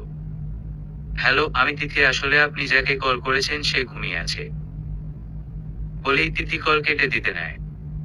ঠিক তখনই আপ বলতে শুরু করলো, হেই মিস ডার্ক গার্ল, কল কাটবে না বলে দিচ্ছি। কত কষ্ট করে সামিরের কাছ থেকে নাম্বার নিয়ে তোমাকে কল দিয়েছি সেটা তুমি জানো। আবার নিজে একাই বকবক করে কল কেটে দিতে চাইছো। ঝগড়া করার জন্য প্রস্তুত হও মিস বেয়াদব। তিথি পরিচিত কণ্ঠস্বর শুনে যতটা না অবাক হলো তার থেকেও বেশি রাগ করলো। মনমনাবে চোখ তো কুষ্টি উদ্ধার করে বলল, দেখো এত রাতে আমি ঘুম বাদ দিয়ে তোমার সাথে ফাজলামো করার মুডে নেয়। তুমি কি বলো তো আমাকে বিরক্ত করার জন্যই কল দিয়েছো তাই তো? আব দুষ্টুমি মাখা কণ্ঠে, ইয়েস বেবি। আমার শত্রু হয়েও এইটুকু না বুঝলে চলবে কি করে তোমার? গুট গুট বোঝার জন্য। তিথি কপট রাগ নিয়ে বলল, তুমি আসলেই অনেক অনেক খারাপ একটা ছেলে। মানুষকে অপমান ছাড়া আর কিছুই করতে পারো না। I hate you so much. Ab হাস্যজ্জ্বল কণ্ঠে, আমি তার থেকেও বেশি ঘৃণা করি তোমাকে। আর তুমি যে আমার প্রেমে পড়ে হাবুডুবু খাচ্ছ তাও জানি আমি। এত ভাব নেওয়ার কিছু নেই। তিথি অবাকের চরম পর্যায়ে। বিস্ময় নিয়ে বলল, আমি কখন বললাম আমি তোমার প্রেমে পড়েছি? আহাত, তুমি বলনি তো। আমি যদি তোমার শত্রু হয়ে এইটুকু বুঝতে না পারি তাহলে কেমন করে হবে বড় ডার্লিং? তা কিভাবে বুঝলে শুনি? প্রথমত আমাকে ফলো করে আমি যেখানে স্টাডি করি সেখানেই তুমি অ্যাডমিট হয়েছ। সেকেন্ড, তুমি না ঘুমিয়ে এত রাত পর্যন্ত আমার কলের জন্য ওয়েট করছিলে। আর থার্ড, আমি তোমাকে কিছু জিজ্ঞেস না করতেই হুদাই হেট ইউ বলেছ। আসলে তোমার মন লাভ ইউ বলতে চাইছে, আর তুমি তা প্রকাশ করতে চাইছো না বলে মনের বিরুদ্ধে গিয়ে হেট ইউ বলছো। আরো অনেক কিছুই দেখে বুঝেছি তুমি আমার প্রেমে পড়েছ। তিথির রাগ যেন সর্বোচ্চে পৌঁছালো। ও রাগ নিয়ে বলতে লাগলো, বেয়াদব উল্লুকের বাচ্চা, তোকে তো আমি খুন করব। শালা হারামি, বজ্জাত, বান্দর কোথাকার। মেজাজটাই খারাপ করে দিল। এই ডার্ক গার্ল কি সব বাংলা উর্দুতে বিড়বিড় করে গালি দিচ্ছ? I hate Bengali language. গালি দিয়েছি তোর ভাগ্য ভালো যে তোকে চিবিয়ে খেয়ে ফেলিনি এখনো। আবারও বাংলায় কথা বলছো? তিথি গলায় সুন্দর করে ইংরেজি টিউন তুলে বলল, না তোমাকে গালি দিচ্ছি না তো। আমি তো তোমার প্রেমে পড়েছি কিনা তাই পর্যবেক্ষণ করছিলাম। দেখছিলাম আদৌ সত্যিই কি তোমার প্রেমে পড়ে গেলাম। এই ডার্ক গার্ল, বাই ঘুমায় এখন। তুমিও ঘুমাও। বাই বলেই কল কাটলো আপ। ও জানে তিথি এখন অনেক রেগে গেছে, তাই ঘুমোতে পারবে না। ডার্ক গার্লকে বিরক্ত করে কি শান্তি শান্তি ফিল হচ্ছে। তিথির আগে নিজের চুল খামচে ধরে টানতে শুরু করেছে। উফাল্লা, কোন অলক্ষণে সময় এই বাদর ছেলের সাথে দেখা করিয়েছিলেন আপনিই জানেন। লাইফটাই বরবাদ করে দিল। আপ ঘুমের মধ্যেই বুঝতে পারছে কেউ একজন ওর দিকে এগিয়ে আসছে। ও মনে ঘুমিয়ে ঘুমিয়ে মনে মনে ভাবছে, ভূত নয় তো? না, ভূত বলতে তো কিছু হয় না। এদিকে ইয়ানা অস্ট্রেলিয়ায় যাবে একটা কনসার্টে অ্যাটেন্ড করতে। অনেকদিন আবের সাথে দেখা হবে না, তাই দেখা করে নিতে চলে আসলো। বাসায় এসে সবার সাথে কুশল বিনিময় করে আবের রুমে এলো। ডোর ওপেন থাকায় দরজায় নক না করেই ঢুকে পড়ল রুমে। রুমে প্রবেশ করে দেখে আব ঘুমিয়ে আছে। আবের ঘুমন্ত মুখটা তিথির ভীষণ মায়ামায় লাগছে। বিশেষ করে আবের ঠোঁট জোড়া খুব আকৃষ্ট করছে ইয়ানাকে, তাই নিজেকে কন্ট্রোল করতে না পেরে এগিয়ে গেল আবের গোলাপি ঠোঁটগুলোর দিকে। যে ইয়ানা আবের ঠোঁটে ঠোঁট ছোঁয়াবে অমনি আব চোখ খুলে ইয়ানাকে এক ঝটকায় সরিয়ে দিয়ে বসে পড়ল। একটু জোরেই বলে উঠল, কি করতে যাচ্ছিলে তুমি? তোমার কাছে এটা আশা করিনি আমি। কারো অনুমতি না নিয়ে রুমে ঢুকে যাচ্ছ আজকাল। এতটুকু ম্যানার নেই তোমার মধ্যে। ইয়ানা করুণ দৃষ্টিতে তাকিয়ে বলল, আব আমরা এঙ্গেজ। কিছুদিন পর আমাদের বিয়ে। সেই হিসেবে তোমার ঘর আর আমার ঘর একই কথা। আর নিজের ঘরে কেউ নক করে ঢুকে। দেখো, আমাদের এঙ্গেজমেন্টটা সম্পূর্ণ আমার ইচ্ছের বিরুদ্ধে হয়েছে। আমরা খুব ভালো বন্ধু, ছোট থেকেই একসাথে বড় হয়েছি। বন্ধুত্বের বাহিরে আমার তোমার প্রতি কোনো ফিলিংস কখনো কাজ করেনি।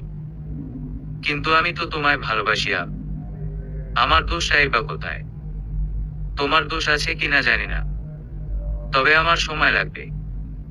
আমি তো জোর করে নিজের মনের বিরুদ্ধে গিয়ে কিছু করতে পারি না। আর যদিও করি সেখানে তোমার প্রতি ভালোবাসাটা থাকবে না। আর তুমি একটু আগে যেটা করতে যাচ্ছিলে সেটা একদম ঠিক ছিল।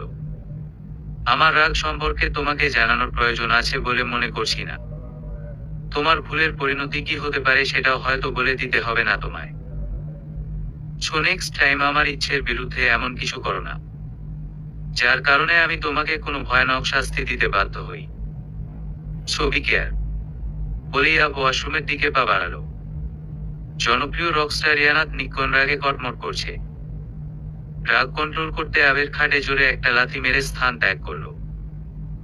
আর ভাবতে লাগলো, একবার বিয়েটা হয়ে যাক আব, তোমার অপমানের সব জবাব আমি তোমায় দিব, তাও আবার তোমার থেকেও ভয়ানক ভাবে। আজ অনেক দিন পর তিথি ভার্সিটি এলো। এ কদিন একটু শান্তিতে ছিল তিথি। সেদিন রাতের পর আবের সাথে আর কথা হয়নি, তাই আব ওকে অপমানও করতে পারেনি। আজকেও তিথি কিছুতেই আবের সামনে পড়তে চায় না, তাই তিথি সবার আড়ালে লাইব্রেরি বসে বসে বই পড়ছে একা একা। আবে সে এদিক ওদিক কাউকে খুঁজছে। প্রফেসর জ্যাক সেটা লক্ষ্য করে আবের সামনে গিয়ে দাঁড়ালো। মুচকি হেসে কপাল কুঁচকে জিজ্ঞেস করলো, হে আব, তুমি কি কাউকে খুঁজছিলে? আব মাথা চুলকে, না তো, হঠাৎ তোমার মনে হলো কেন? প্রফেসর জ্যাকনা আসলে কেউ একজন লাইব্রেরি একা বসে আছে, আর আমার মনে হলো তুমি তাকে খুঁজছো, তাই বলতে এলাম। কিন্তু তুমি তো কাউকে খুঁজছো না। আমারই ভুল ধারণা ছিল হয়তো। তবে তোমার যদি কাউকে প্রয়োজন হয় লাইব্রেরি যেতে পারো। প্রফেসর জ্যাক আবের কথার অপেক্ষা না করে চলে গেল। আব ভাবতে লাগলো, প্রফেসর জ্যাক কি ডার্ক গার্লের কথা বলে গেল? যাই হোক, লাইব্রেরি গিয়ে দেখি কে আছে। আব লাইব্রেরি ডোরে পা রেখে তো অবাক। এটা ডার্ক গার্ল নাকি কোনো ডার্ক ফেয়ারি? রেড কালার ড্রেসে তো ওকে একদম পরীদের মতো লাগছে। আব কোনো শব্দ না করে দাঁড়িয়ে দাঁড়িয়ে তিথিকে দেখছে। আর তিথির সেদিকে কোনো খেয়ালই নেই। বইয়ে মুখ গুজে বই পড়ছে ও। এটা আবের পছন্দ হলো না। এতটা অ্যাভয়েডের পাত্র আব নয়, কিছুতেই না। আব গিয়ে তিথির সামনে দাঁড়ালো। তিথির মনে হলো কেউ একজন ওর সামনে দাঁড়িয়ে আছে। সামনে তাকাতেই দেখে আব রাগী লুকে ওর দিকে তাকিয়ে আছে। তিথি জিজ্ঞেসু দৃষ্টি নিয়ে তাকাতেই আব বলতে শুরু করলো, প্রবলেম কি তোমার? অ্যাভয়েড কেন করছো? আমি সোনার টুকরো ছেলে আর তুমি আমায় অ্যাভয়েড করছো, এর পরিণাম কতটা ভয়ানক হতে পারে জানা আছে তোমার? তুই সোনার টুকরো হলেই আমার কি, আর রূপোর টুকরো হলেই আমার কি? বজ্জাত, হারামি, বেয়াদব কোথাকার। তিথি মনে মনে কপট রাগ নিয়ে বিড়বিড় করে বলল কথাগুলো। আব চোখ মুখ খানিকটা কুঁচকে, তুমি বিড়বিড় করে আবারও আমায় বাংলায় গালাগাল দিচ্ছ, তাই না ডার্ক গার্ল? তিথি স্বাভাবিক হওয়ার চেষ্টা করে মুখে কৃত্রিম হাসি ফুটিয়ে গলায় সুন্দর করে ইংরেজি টিউন তুলল। তারপর গড়গড় করে ইংরেজিতে বলতে লাগলো, তুমি যেমন সোনার টুকরো ছেলে তেমনি আমি গরিব হলেও ভদ্র মেয়ে। আমি কেন তোমাকে বকা দিব বলো? আমি তো এটাই বলছিলাম যে তুমি এখানেও চলে আসছো। আবের মুখে হাসি ফুটলো, তিথিও হাসলো। আর ভাবতে লাগলো ছেলেটার হাসি এত সুন্দর কেন হতে হলো। হঠাৎ করেই তিথির মনে হলো রকস্টার ইয়ানাত নিক্কন মনে হয় ওর হাসি দেখে ওর প্রেমে পড়েছে। আর আব ভাবতে লাগলো শুধু ফর্সা হলেই সে সুন্দরী হতে পারে না। সুন্দর তো সেই যার মন সুন্দর, আর যাকে দেখতেই মায়া কাজ করে। এই ডার্ক গার্লের গায়ে শ্যামা রংটাতে কতটা মায়া জড়িয়ে আছে। চোখ দুটোও কেমন মায়াবী মায়াবী, একে অপরের চোখে চোখ রেখে তাকিয়ে আছে। আবের মাথায় হঠাৎ করেই দুষ্টু বুদ্ধির উদয় হলো। ও তিথির চোখের দিকে তাকিয়ে চোখ মারল। তিথি ভীষণ লজ্জা পেয়ে নিচের দিকে তাকিয়ে গেল। ওর মুখের লজ্জায় লালাবা আবের চোখ এড়ালো না। তিথি বিকেলে ব্যালকনিতে দাঁড়িয়ে আকাশ দেখছে আর ঠান্ডা বাতাস উপভোগ করছে। স্প্রিং সিজনের মতো কেন জানি উইন্টার সিজনটাও তিথির বেশ ভালোই লাগে। কেউ একজন দূরে দাঁড়িয়ে তিথিকে পর্যবেক্ষণ করে চলেছে। তিথি বাসায় আছে তাই মাথায় হিজাব পরেনি, তবে শীত নিবারণের জন্য জ্যাকেটের সাথে গলায় একটা মাফলার ঠিকই ঝুলিয়েছে। আব মনে মনে বলছে, না, ডার্ক গার্লকে হিজাব ছাড়া এতটা খারাপও লাগে না, তবে হিজাব পরলে একটু বেশি ভালো লাগে। আর সকল মুসলিম মেয়েদেরই উচিত হিজাব পরা চলাফেরা করা। আব কিছু একটা ভেবে তিথির মুঠোফোনে কল দিল। তিথি ফোন কলের শব্দ পেয়ে রুমে গেল। ফোনটা হাতে নিয়ে রিসিভ করে আবার ব্যালকনিতে আসলো। কল রিসিভ হতেই আব হাস্যোজ্জ্বল মুখে বলল, হে ডার্ক গার্ল, তুমি কি পার্লার টার্লার গিয়েছিলে নাকি? তিথি যেন আকাশ থেকে পড়ল। এই ছেলে এমন আজুবি কথা কেন বলে বুঝতে পারে না তিথি। ও কপাল কুঁচকে জবাব দিয়ে, নো বাট হোয়াই? তাহলে তোমাকে আজ সুন্দর কেন লাগছে? তুমি তো ডার্ক গার্ল। আবের মুখে তিথিকে সুন্দর লাগছে শুনে তিথি যেমন ভালো লাগলো তেমনই লজ্জাও লাগলো। যদিও তিথি তা প্রকাশ করল না, তবুও আব তিথির লজ্জা রানা মুখ দেখে নিল। তিথি আবকে প্রশ্ন করল, তুমি কি এখন আমায় দেখছো নাকি? অবশ্যই। কি? কোথায় তুমি? আকাশের দিকে তাকিয়ে থাকলে দেখবে কি করে? কথাটা আবের বলতে দেরি হলো। তিথি নিচে তাকাতে দেরি হয়নি। আব তিথির দিকে তাকিয়ে সব দাঁত বের করে হাসলো আর ফ্লাইং কিস ছুড়ল তিথির উদ্দেশ্যে। তিথি তো অবাকের চরম পর্যায়ে। কেউ যদি দেখে নেয় নিশ্চিত সবাই ভাববে ওরা রিলেশনে আছে। যদিও আশেপাশে তেমন বাড়িঘর নেই, ওদের আর মেরিদের বাসা ছাড়া। তার একটু দূরে আবদের একটা বাসা আছে, সেখানে কেউ থাকে না। মাঝে মধ্যে আব সেখানে যায় শুধু। তিথি মাফলার টেনে মাথায় দিল। আব মুচকি হেসে বলল, চলো বাইক রাইডে যাওয়া যাক। Know why? বাসায় ভাইয়া ভাবিকে কি বলে যাব? সেটা আমি জানি না, বাট তোমায় যেতেই হবে। নয়তো আমি তোমার বাসায় এসে তোমার ব্রাদারকে বলে নিয়ে যাই। তিথি ভয় নিয়ে, এই না তুমি এসো না প্লিজ। ওকে তাহলে তুমি আসো ফার্স্ট। বুঝো একটু, আমি কিছু বুঝতে চাই না। তুমি আসবে নাকি আমি আসবো? ওকে আসছি, ওয়েট করো। এই তো গুড গার্ল। আর শুনো, মাথায় অবশ্যই হিজাব পরে আসবে। বলেই কল কাটে আপ। তিথি পড়েছে মহাবিপদে। এখন ভাবিকে কি বলে বের হবে সেটা ভাবতে ভাবতেই মাথায় হিজাব জড়িয়ে নিল। তারপর রুম আর মেরির বাসার নাম করে বাসা থেকে বের হলো।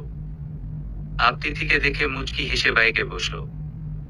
তিথি বাইকের সামনে আসতেই আপ ধমকে সুরে বলে উঠল, তাড়াতাড়ি উঠে বসো। আর শুনো, আমাকে ধরে বসো নয়তো পড়ে যাবে। তিথি কিছু না বলে বাইকে উঠে আপকে ধরে বসলো। এরপর ওরা বাইকে করে দূরে কোথাও যেতে লাগলো। অনেকক্ষণ এদিক সেদিকে ঘোরাঘুরি করে তিথিদের এরিয়ায় আবের বাসায় গেল দুজন। কেউ একজন আবের সাথে তিথি ঘোরাঘুরি সময়কার কিছু ছবি তুলে আবের উডবি ওয়াইফের হোয়াটসঅ্যাপে দিয়ে দিল।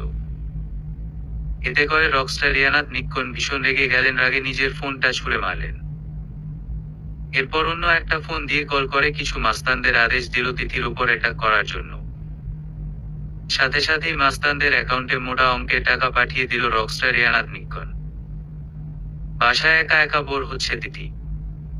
তানভীর অফিসে আর জেনোভিয়া ঘুমাচ্ছে। তিথি রুম আর মেরিকে কল দিয়ে বাইরে আসতে বলল। তিনজন মিলে একটু হাঁটাহাঁটি করে আসলে হয়তো ভালো লাগবে তাই। যেই ভাবা সেই কাজ। ওরা তিনজন মিলে বেরিয়ে পড়ল। ওরা নিজেদের মধ্যে হেসে হেসে কথা বলছে আর হাঁটছে। তিথির করেই মনে হলো কেউ হয়তো ওদের ফলো করছে, তাই এদিক ওদিক তাকিয়ে দেখার চেষ্টা করলো কেউ আছে কিনা। কিন্তু কেউ তো নেই। শুধু ওদের থেকে কিছুটা দূরে একটা কালো রঙের গাড়ি দাঁড় করানো। রোমার মেরি রসিকতা করে তিথিকে বলল, আশেপাশে তাকিয়ে লাভ নেই, এখানে আবের দেখা পাবে না। কথাটা বলেই দুজন খিলখিল করে হাসতে লাগলো। ওই তিথি, তোমরা হুদাই আমার সাথে এমন করছো? আমি মোটেও আপকে খুঁজছিলাম না। হয়েছে হয়েছে, আর লুকাতে হবে না। তোমাদের মধ্যে যে কিছু একটা চলছে সেটা আমরা ভালো করেই জানি। ওরা আবার হাঁটা শুরু করলো। এদিকে কালো গাড়িতে একজন ব্যক্তি রকস্টার রিয়ানাত নিক্কনকে কল করলো। ইয়ানা কল রিসিভ করলো। হ্যাঁ বলো, কাজটা হয়েছে নাকি ওই বেঙ্গলি মেয়ের কাছে হেরে ভূত হয়ে এসো? ভীম, ইয়ানার ভাড়া করা মাস্তান, বলল, এই ভীম কখনো হারে না ম্যাডাম। আর ওই বেঙ্গল গার্লকে ঘায়েল করা তো আমার বাহাদের খেল। হুম, শুধু এবার বাহাদের কাজটাই করে দেখাও। বাজে বকা বন্ধ করো। হ্যাঁ, কিন্তু ওর সাথে তো আরো দুজনকে দেখা যাচ্ছে। ওদের উপরও কি অ্যাটাক করব? না, তার কোনো দরকার নাই। আর ওরা বাধা দিতে আসলে ওদেরও ব্যবস্থা করবে। ওকে ম্যাম বলেই ফোন কাটলো ভীম। তারপর গাড়ি নিয়ে তিথিদের সামনে গিয়ে থামালো। গাড়ি থেকে বের হয়ে ওদের দিকে তাকিয়ে কেমন একটা পৈশাচিক হাসি ফুটালো ঠোঁটে। ওরা অবাক হয়ে চেয়ে আছে। কিছু বুঝে ওঠার আগেই ভীম নামক লোকটি কিছু একটা স্প্রে করলো ওদের সামনে। তিনজনই মাটিতে লুটিয়ে পড়ল। ভীম তিথিকে কুলে করে গাড়িতে উঠিয়ে গাড়ি স্টার্ট দিল। রোম আর মেরি সেখানেই পড়ে রইল। আব জিমে জিম করছে। হঠাৎ করেই মুঠো ফোনটা বেজে উঠল। আব রিসিভ করলো না।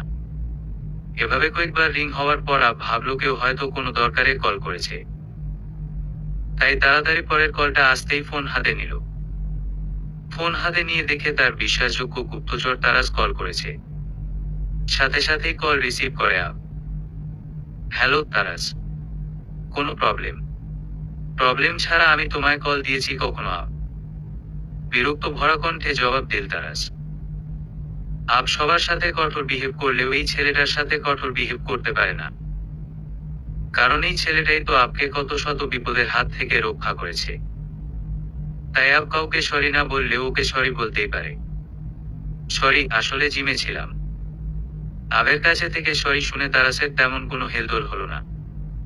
বরং একটু অভিমান নিয়ে বলল, হ্যাঁ তুমি জিম নিয়েই পড়ে থাকো। এদিকে তোমার জন্য আরেকজনের প্রাণ যেতে বসেছে। কি বলছো এসব? কি হয়েছে ক্লিয়ার করে বলো আমায়। ইয়ানাদ নিক্ষণ ম্যামের কিছু লোক তোমার ডার্ক গার্লকে তুলে নিয়ে গেছে। এইমাত্র দেখলাম আমি। আব তারাসের থেকে সবকিছু শুনে তিথিকে বাঁচানোর উদ্দেশ্যে বেরিয়ে পড়ল। রোম আর মেরি এখনো অচেতন অবস্থায় পড়ে আছে।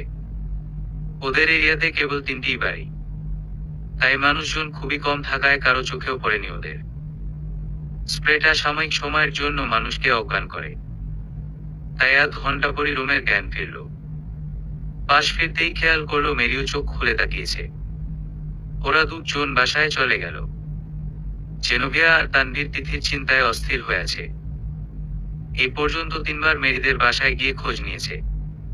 3বারই রোম বলেছে তিথি মেরির সাথে কোথাও ঘুরতে গিয়েছে, কিন্তু মেরির ফোন সুইচ অফ। আর তিথি ফোন বাসায় রেখে গিয়েছে। তানভীর বোনের চিন্তায় অস্থির হয়ে আছে, ঘর জুড়ে পায়চারি করছে। জেনোভিয়া শত চেষ্টা করেও তানভীরকে চিন্তা মুক্ত করতে পারেনি। আর কোনো উপায় না পেয়ে জেনোভিয়া আবারও মেরিদের বাসায় কড়া নাড়ল। রোম দৌড়ে মেরির রুমে গিয়ে বলতে লাগলো, মেরি, ম্যাম তো আবার আসছে, কি বলবো বুঝতে পারছি না। মেরি চিন্তুত মুখে কিছু একটা ভেবে নিয়ে বলল, তুই এক কাজ কর, ম্যামকে গিয়ে বল আমরা বাসায় ফিরছি, রাস্তায় আছি। আর বল আমি তোকে কল দিয়েছি, হাঁটতে হাঁটতে অনেক দূরে চলে গিয়েছিলাম, তাই এতক্ষণ ফোনে নেটওয়ার্ক ছিল না। রোম ভদ্রমের মতোই গিয়ে মেরির শিখিয়ে দেওয়া কথাগুলোই জেনোভিয়াকে গিয়ে বলল। জেনোভিয়া কিছুটা স্বাভাবিক হলেও মন থেকে তিথি না ফেরা অব্দি চিন্তাগুলো হাঁসফাঁস করতেই থাকবে। জেনোভিয়া তানভীরকে জানালো তিথি কিছুক্ষণের মধ্যেই চলে আসবে। তানভীর কিছুটা চিন্তা মুক্ত হলো, কিন্তু মনের ভিতর কেমন একটা ব্যথা অনুভব করছে বোনের জন্য। আসলে ভাইয়েরা এমনি হয়। ভাই মানেই আস্ত একটা ভালোবাসা। তিথিকে একটা চেয়ারের সাথে বেঁধে রাখা হয়েছে, খুব শক্ত করেই বাঁধা হয়েছে, যার কারণে তিথি চোখ খুলতেই হাতে ব্যথা অনুভব করলো। তিথি মনে মনে ভাবতে লাগলো, এরা মানুষ নাকি অন্য কিছু, এতটা শক্ত করে কেউ বাঁধে। তিথি হঠাৎ করেই বুঝতে পারলো তিথির মুখ বাঁধেনি এরা। আচ্ছা, কিডন্যাপাররা তো হাত পায়ের সাথে সাথে মুখও বেঁধে রাখে আমি শুনেছি, কিন্তু এরা আমার মুখ কেন বাঁধলো না? তিথি এসব ভেবে নিয়ে সামনে তাকালো। সামনে বসে থাকা কালো কুচকুচে বিশ্রী হাসি ফোটানো লোকটিকে দেখে তিথির বুকটা কেমন একটা ধক করে উঠল। লোকটা তিথির দিকে তাকিয়ে বিশ্রী হাসিটাকে আরো খানিকটা প্রশস্ত করে বলল, হে তুমি তো পুরাই চকোলেট গার্ল। ম্যাডাম তোমায় একটু আত্রু মেরে আফসারের পিছন থেকে সরে যাওয়ার জন্য ভয় দেখাতে বলেছে। ভয় দেখিয়ে ছেড়ে দিতে বলল তোমায়, কিন্তু আমার যে তোমায় লাগবে 1 ঘন্টার জন্য হলেও লাগবে। তিথি বুঝতে পারলো যে ওকে আবের উডবি ওয়াইফ রকস্টার ইয়ানাদ নিক্ষণ ওদেরকে তিথিকে এখানে আনতে বলেছে। তিথি দীর্ঘশ্বাস ফেলে করুণ দৃষ্টিতে তাকিয়ে, দেখুন আমি আপনার কোনো ক্ষতি করিনি, আপনি আমায় যেতে দিন আর আমায় ভয় দেখাতে হবে না। আমি আর কখনো আবের সামনে যাব না, প্রমিস। তোমায় যে ছেড়ে দিতে পারছি না ডার্লিং, আমার যে তোমাকে খুব করে চাই। তিথির ভয়টা তরতর করে বেড়ে যেন আকাশ ছুলো। ঠোক গিলে ঠোঁট জোড়া জিভ দিয়ে ভিজিয়ে বলতে লাগলো, প্লিজ আমার ভাইয়া আমার জন্য চিন্তা করছে, ছেড়ে দিন আমায়। আমি বলেছি তো আমি আর আবের মুখোমুখি হব না, আমি ভাইয়ার কাছে যাব। লোকটি তাচ্ছিল্য মার্কা হাসি দিয়ে গড়গড় করে ইংরেজিতে বলল, তোমায় ছেড়ে দিতে পারছি না তো। তুমি এত চকোলেট টাইপ না হলেই পারতে। লোকটির বলা কথাগুলো তিথির মোটেও ভালো লাগছে না। 19 পেরিয়ে 20 পা দিয়েছে তিথি। লোকটির ইঙ্গিত দেওয়া বিশ্রী কথাগুলো কাটার ন্যায় বিচ্ছে তিথির শরীরে। লোকটি হুট করেই তিথির হাতের বাঁধন খুলে দিল এবং চোখের ইশারায় বাকি দুজনকে বাহিরে যেতে বলল। ছেলে দুটো বাহিরে চলে যাওয়ায় তিথির ভয়টা তরতর করে বাড়তে লাগলো। লোকটির মুখ ক্রমশ তিথির মুখের দিকে এগিয়ে আসছে। তিথি ভয়ে দুহাতে মুখ ঢেকে কেঁদে উঠল। এতে যেন লোকটি তিথির উপর আরো খানিকটা রেগে গেল। গর্জে উঠে বলল, হাউ ডেয়ার ইউ, আমার কাজে বাধা দিচ্ছ? আবারও তিথির হাত জোড়া শক্ত করে বেঁধে দিল। তিথির সামনে এসে লোকটি এক হেঁচকা টানে তিথির হিজাবের কিছু অংশ ছিঁড়ে ফেলল। তিথি ভয়ে কুঁকড়ে গেল। এবার লোকটি তিথির ঠোঁটে হাত দিয়ে স্পর্শ করল। তিথি ঘৃণায় মুখ ঘোরালো। লোকটি যেন এতে আরো আনন্দ পেল। লোকটি আবারও তিথির হিজাবের দিকে হাত বাড়ালো। তিথির হিজাব খোলার আগেই আব দরজা ভেঙে ভেতরে ঢুকল। আব ভেতরে প্রবেশ করেই লোকটির গলায় সপাটে একটা ঘুষি মেরে বলতে লাগলো, তোর সাহস কি করে হয় ভীম আমার জিনিসে হাত দেওয়ার? তুই কাজটা মোটেও ঠিক করিসনি ভীম, মোটেও না। তিথি বুঝতে পারল লোকটির নাম ভীম। এদিকে আব নিজের কোমরের বেল্ট খুলে কিছুক্ষণ ভীমকে ইচ্ছে মতো মারল। ভীম মার খেয়ে মাটিতে লুটিয়ে পড়ে। আব ভীমকে ছেড়ে দিয়ে তিথির হাতের বাঁধনগুলো খুলে দেয়। তিথির ছেঁড়া হিজাবটা আব একটু গুছিয়ে দিয়ে বলল, সরি, আমার জন্য তোমায় এতটা কষ্ট সহ্য করতে হয়েছে। আবের কথা শুনে তিথি নরম কণ্ঠে বলল, ভীমের যথেষ্ট শাস্তি এখনো দেওয়া হয়নি আব, ওর আরেকটু শাস্তি পাওয়া উচিত। তুমি আসার আগে ও আমার ঠোঁটে স্পর্শ করেছে, এটার শাস্তি কি এতটা সহজ হলে চলবে বলো? আমি এটা মানতে পারছি না। আব কিছু না বলে তিথিকে নিয়ে চলে আসলো। এদিকে বাইরের ছেলে দুটোকে মেরে একদম তক্তা বানিয়ে দিয়েছে আবের গুপ্তচর তারাস। আব তারাসকে বিদায় জানিয়ে তিথিকে নিয়ে গাড়িতে বসলো। তিথি গাড়িতে গিয়ে আবের পাশে বসলো ঠিকই, কিন্তু আবের সাথে একটা কথাও বলল না। জানালা দিয়ে বাইরে তাকিয়ে রইল। ভীম তিথির ঠোঁটে স্পর্শ করেছে সেটা জানার পরও আব তাকে উপযুক্ত শাস্তি দেয়নি, এটা তিথি মেনে নিতে পারছে না। আব বিষয়টা বুঝতে পেরেও কেমন শান্ত ভঙ্গিতে রয়েছে, যেটা তিথিকে আরো বেশি কষ্ট দিচ্ছে। হঠাৎ করেই আব একটা শপিং মলের সামনে এসে গাড়ি থামালো। তিথিকে 5 মিনিটের কথা বলেই ও শপিং মলের দিকে পা বাড়ালো। ঠিক 5 মিনিট পর একটা হিজাব বক্স সাথে নিয়ে ফিরল আব। তারপর তিথিকে উদ্দেশ্য করে বলতে থাকে, তোমার এই হিজাবটা ছিঁড়ে গেছে, এখান থেকে একটা হিজাব বের করে পরে নাও। এখানে 12টা হিজাব আছে। তিথির সব অভিমানগুলো কোথায় যেন উধাও হয়ে গেল। অবাক হয়ে আবের দিকে তাকিয়ে আছে ও, আর মনে মনে ভাবছে এই ছেলেটা এমন কেন, কখন কি করে নিজেই জানে না। আর যখনই হিজাব উপহার দিবে তখনই 1 ডজন কেন দিতে হবে? আর আব সুন্দর করে তিথিকে হিজাব পরিয়ে দিয়ে কপাল কুঁচকে তিথির দিকে তাকালো। কপাল কুঁচকেই জিজ্ঞেস করলো, কি ব্যাপার, কি দেখছো এভাবে? প্রেমে পড়ে গেলে নাকি? ডান চোখ টিপে। তিথি লজ্জা পেয়ে চোখ সরিয়ে নিল, কিন্তু কিছু বলল না। তবে মনে মনে বিড়বিড় করতে লাগলো, এই ছেলে কখনো ভালো হবার নয়, হয়ে গেছে আমার ওর প্রেমে পড়তে।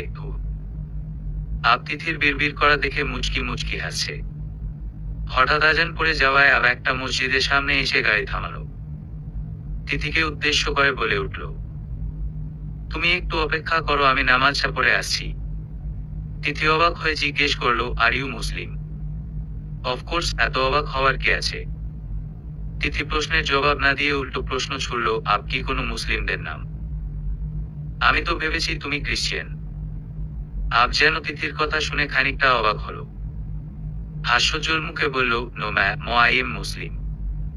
আর আমার নাম হচ্ছে আবারার আহমেদ আবির।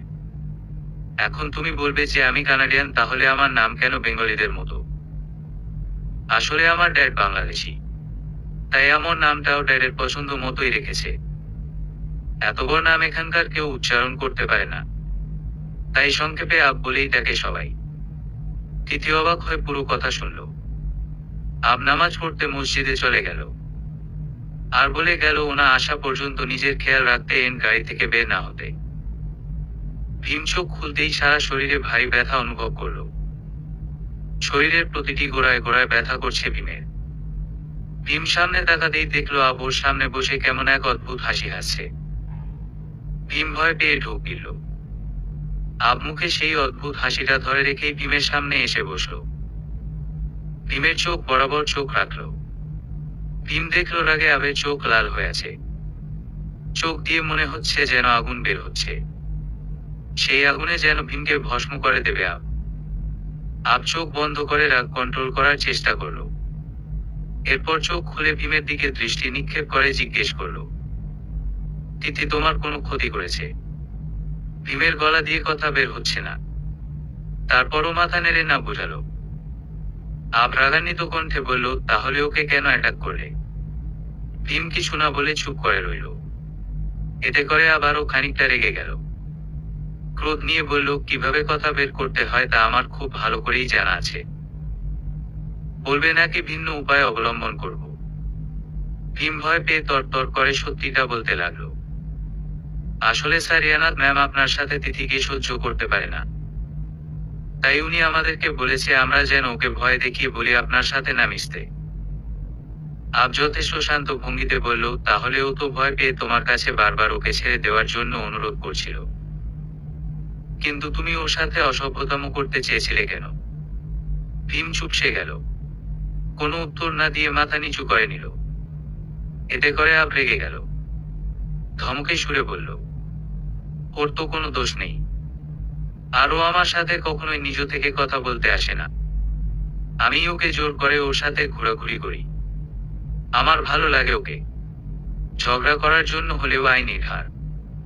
ও বারবার কেঁদে কেঁদে বলেছিল যে ও আর আমার সামনে আসবে না। ভয় মেয়েটা কুকড়ে গিয়েছিল, কিন্তু তুমি ওকে ছাড়োনি কেন? ভীম, কেন? তোমার সাহস কি করে হয় ওর ঠোঁট স্পর্শ করার?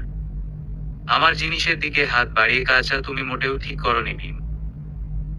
মোটেও না। হুট করেই আব কেমন একটা শান্ত ভঙ্গিতে চাইল ভীমের দিকে। কেমন অদ্ভুত আবের চাহনি। ঠিক যেন ঝড়ের পূর্বে শান্ত পরিবেশ বিরাজ করে তেমন। আব চোখটা বন্ধ করে আবারও চাইল ভীমের দিকে। চোখ দুটো কেমন অগ্নিবর্ণ ধারণ করেছে। আব শান্ত ভঙ্গিতেই জিজ্ঞেস করল, কোন হাতে তুমি তিথির ঠোঁট ছুঁয়েছ? ভীম যেন এই ভয়টাই পাচ্ছিল, ভয় কথা বলতে পারল না ভীম। আবের রাগের মাত্রা বেড়ে গেল। ও ধমকে বলে উঠল, কি হলো? আমি জানতে চাইছি কোন হাতে তুমি তিথির ঠোঁট স্পর্শ করেছিলে। ভীম ভয় পেয়ে ডান হাতের দিকে ইশারা করল। সাথে সাথেই আব একটা অদ্ভুত হাসি হাসল। এরপর একটা গ্লাস হাতে নিয়ে ভীমের সামনে বসল। ভীমের ডান হাতটা নিজ হাতে তুলে নিয়ে গ্লাস দিয়ে সর্বকনিষ্ঠ আঙুলে জোরে একটা চাপ দিল। ভীম ব্যথায় চেঁচিয়ে উঠল। এতে যেন আবের কিছুটা প্রশান্তি অনুভব হলো। এরপর একের পর এক ভীমের ডান হাতের সবগুলো আঙুল ভেঙে দিল আব। ভীম ব্যথায় ছটফট করছে। আবের শান্তি লাগছে। আব তিথিকে উদ্দেশ্য করে কয়েকটি বুলি আওড়ালো। তার কাল, তুমি যে আমার ব্যক্তিগত জিনিস। কেউ আমার জিনিসে হাত বাড়ালে সেই হাতের পরিণাম ভীমের হাতের মতোই ভয়ঙ্কর হবে।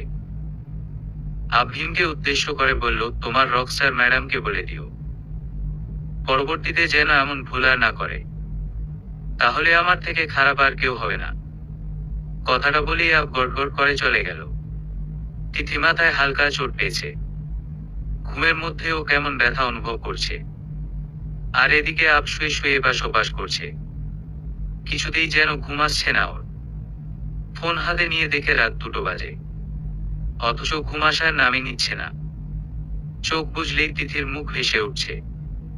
কি অভিমানী মুখ! এই অভিমানের মায়াতেই হয়তো পড়ে গেছে আব। উঠে বসে ভাবতে লাগলো, তার গাল নিশ্চয়ই খুব শান্তিতে ঘুমাচ্ছে। আমার ঘুম কেড়ে নিয়ে তুমি শান্তিতে ঘুমাবে, এটা তো হতে পারে না। কিছুতেই না। মুঠোফোনটা হাতে নিয়ে তিথির নম্বরে কল করলো। রিং হয়ে কেটে যাওয়ার আগেই তিথি কল রিসিভ করলো। ঘুমু ঘুমু কণ্ঠে হ্যালো বলতেই আব হাস্যোজ্জ্বল মুখে বলল, হেই ডার্ক গার্ল, তুমি একটু বের গার্ল সেটা আমি জানি।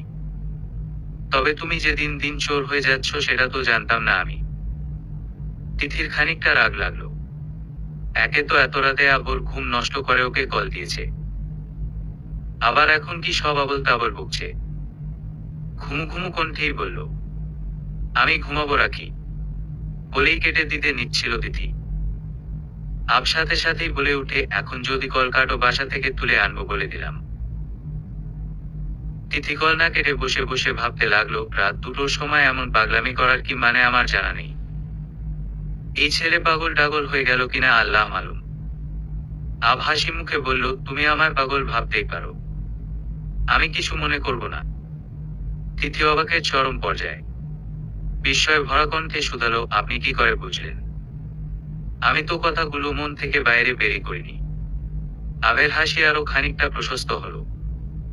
হেসেই বলল, তুমি আমার মন চুরি করে রেখে দিতে পারো, আমার ঘুম চুরি করে নিয়ে যেতে পারো, আর আমি তোমার মন পড়তে পারবো না। এটা কি করে হয় বলো তো? কথাগুলো শুনে তিথি কেমন যেন থমকে গেল। কেমন একটা অদ্ভুত শিহরণ বইয়ে গেল শরীরে। এই প্রথম তিথি কারো মুখে এমন কথা শুনছে। তিথির ঘুমগুলোও যেন পালিয়ে গেল। গলা দিয়ে কোনো প্রকার শব্দই যেন বের হচ্ছে না। হাস্যজ্জ্বল কণ্ঠে আবারও বলল, বলো কেন করলে এমন? মন চুরি করেছো মেনে নিলাম, তাই বলে ঘুম চুরি করবে? চোখ বুঝলেই চোখের পাতায় তুমি চলে আসছো, অথচ নিজে কেমন শান্তিতে ঘুমাচ্ছ। এটা কি ঠিক বলো? আগের কথাগুলো থেকে এই কথাগুলো আরো বেশি প্রখর। তিথি রীতিমতো কাঁপছে শিহরণে শিহরিত হয়ে। আমার ঘুম চুরি করে তুমি শান্তিতে ঘুমাতে পারো না ডার্কাল? আমি এটা মেনে নিব না। ব্যালকনিতে আসো ঝটপট। তিথির মাথায় যেন কিছু ঢুকতে চাইছে না। সবগুলো কথা যেন মাথার উপর দিয়ে যাচ্ছে। তিথি চুপচাপ কানে ফোন নিয়ে ব্যালকনিতে গিয়ে দাঁড়ালো। দূর থেকে তিথিকে দেখলো।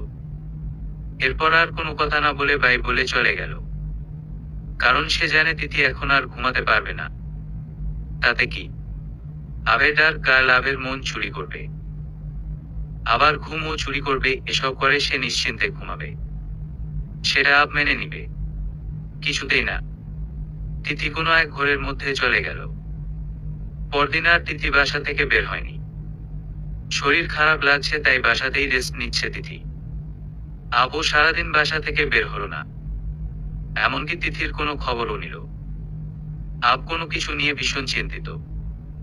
সন্ধ্যায় তিথি ভাইয়া তানভীরের ডাকে রুম থেকে বের হলো। তানভীর বোনকে উদ্দেশ্য করে জিজ্ঞেস করলো, শরীর খারাপ লাগছে? আরে তেমন কিছু না ভাইয়া, তুমি শুধু শুধুই চিন্তা করছো। আমার শরীর এতটাও খারাপ না। তিথি মুখে কৃত্রিম হাসি ফুটিয়ে বলল, বড় হয়ে গিয়েছিস তাই না বোন? তানভীর বোনার কাঁধে এক হাত রেখে হালকা জড়িয়ে ধরে জিজ্ঞেস করলো। তিথি কিছু বলল না।